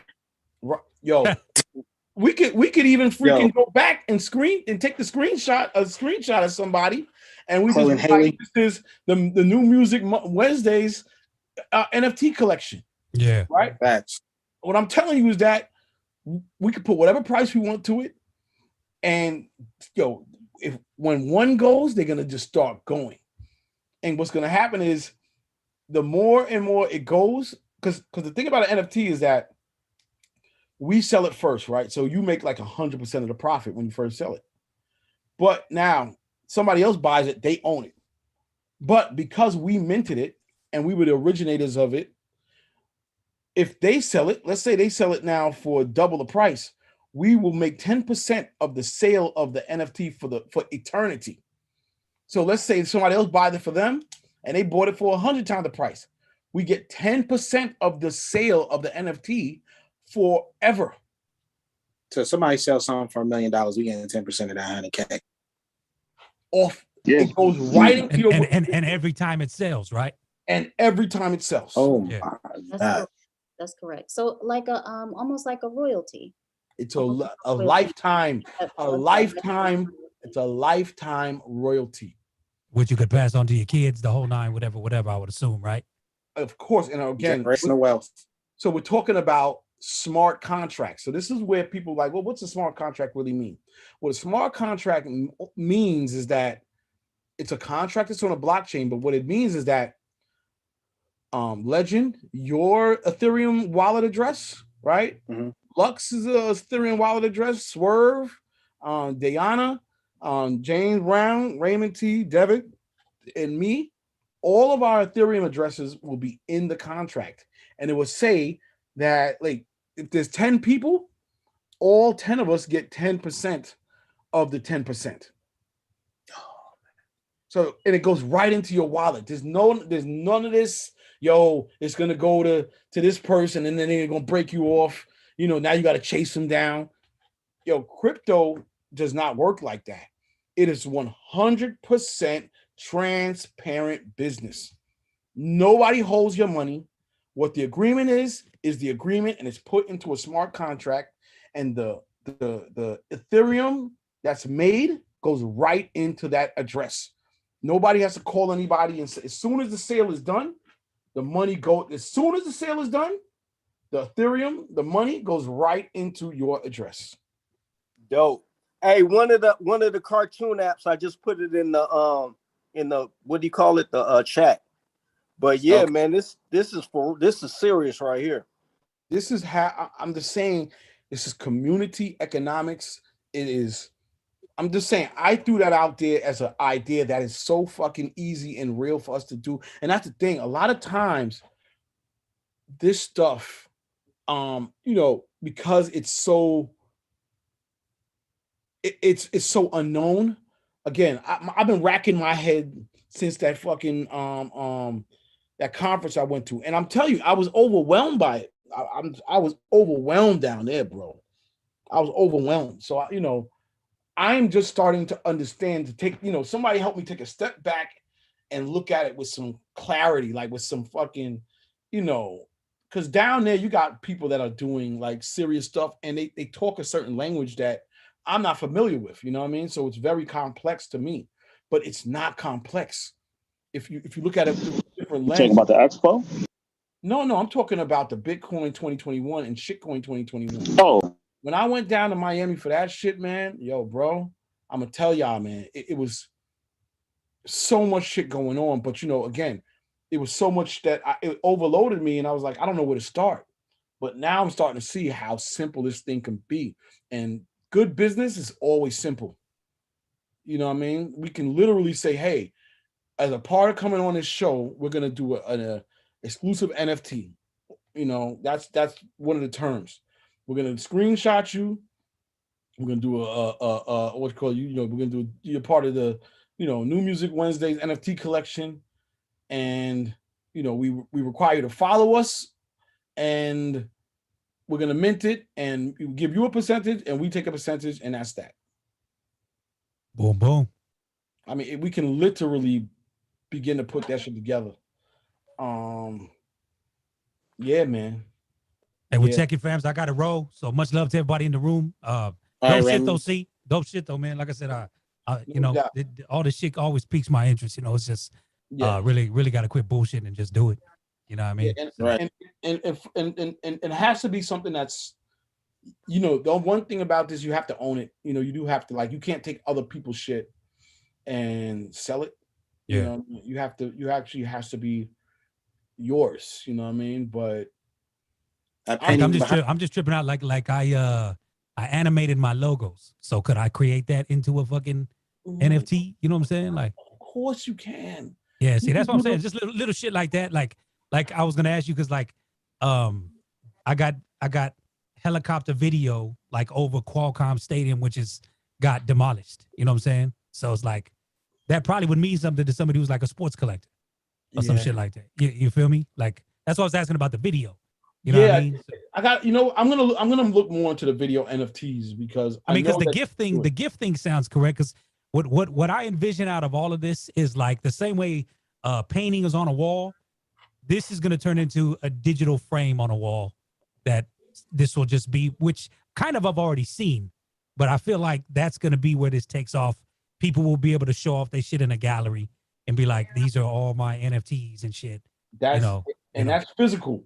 You're gonna put on your kid's gonna put on his Oculus and he's gonna go into the museum, whatever room, and they're gonna say, yo, you can come into my NFT museum in a virtual world. And some rich fucking baller in Sudan probably has $1 trillion worth of NFT in his virtual space or some shit like that. You know what I mean? Like, Exactly. I mean, it's gonna get bizarre, man. You'll have. I know you got to go, but the last example I'll tell you is like, let's just say you took like, I was trying to do this thing with Eminem, and it was called it was going to be called the Shadyverse, right? So it's a shady world. So everything's, the Marshall Mathers Museum is here. You can play this Eminem game or whatever here, and this is all with your Oculus or whatever on. You can go in here, check out some NFTs, do this, do that, and just go crazy. And at the end of the day, it didn't happen, but it's gonna be like that. You're gonna have brands like, freaking Atari, or I know Atari's not a good example, but freaking Pepsi will have a world where you'll be fucking, checking out all types of crazy shit in their Pepsi-verse. But anyway, go ahead. Hey, you said put on. All right, peace, Raymond. You said put on the Oculus. What is that? Oculus is Oculus. The goggles. Oculus. Let me put it in the chat so you can check it out.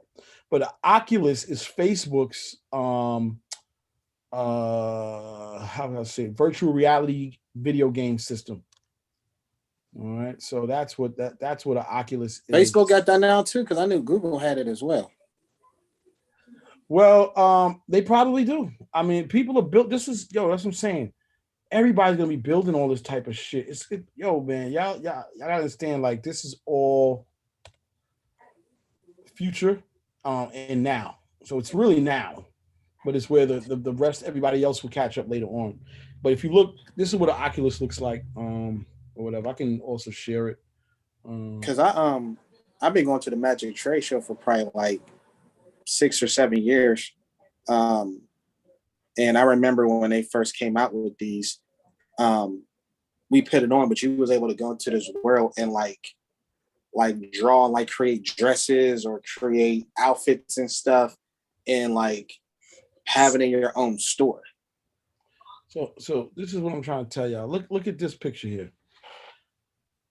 These are actual gamers. They have the Oculus on, and these are the people.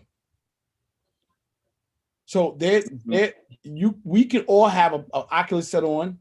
We could all go into a room together as complete different characters of ourselves and have an experience. We could watch a movie together.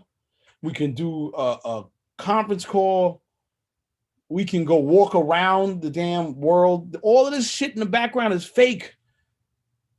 We can go out in the freaking woods and go act like we're going on a jog. Literally moving in place. You could go boxing. This shit is nuts. I put this shit on. I got one, right? Let me just show y'all how crazy this shit was. This shit scared the shit out of me, man. It's until they make this stuff look more realistic, like Ready Player One. It's about to be that. You would have to find the guy or the woman, whoever did the virtual reality part, find them to help create that in real life. Look at this shit. I'm just gonna show y'all this shit just a little bit. This shit. They already at it. Since Steven Spielberg put that movie out, it's already damn near already here. It's just we don't see it right now, but it's already here. Trust, it's already here. So I mean, this shit was so real to me, man. So I put the shit on or whatever the case is. You have to see this. I'm telling you, the movie in here is like this, and this guy, he's rocking you a little bit too, and he's like, oh, hold on, you really gotta square up and fight. Remember, you can't see the voice you see. Looks like everywhere you look, it's 100%. The game is 100%. So you really feel like you're fighting this person. After a couple of minutes, you're going to be sweating profusely, like you was in a real boxing match. Hello, everybody, and welcome back. As always, sorry, I'm bugging out. Actually, this is something good to look at. The 5 best VR games. But yo, yeah, that shit is official, bro. Official. Y'all love that. So, but anyway, I think I gave everybody a little bit of information there, and run with it, man. Look at it, check this stuff out, and hopefully, figure something out. You know what I mean? And maybe come with a better idea. I'm just throwing stuff out there, but it is as simple as that. It is simple. It's as simple as just saying, "Hey, we're gonna digitize this person at the meeting and putting that shit." Digiwaxx picture booth and then digitize them, sell them. Dude, I can literally screenshot you right there with the Basquiat background and everything. Yeah, this that Tiffany's one, that equal pie, the one that Jay-Z and Beyonce had that they was going crazy about. Yeah, why are they so mad about it? Like, what the fuck is going on, everybody, man? First of all, they own that. So once you own it, you can't trip over it. Yeah, man, I can't do people hating because people are excelling. We ain't got time for that shit. Hey, we take that and digitize that and sell it. That's a wrap. Well, but we can't because we don't own that.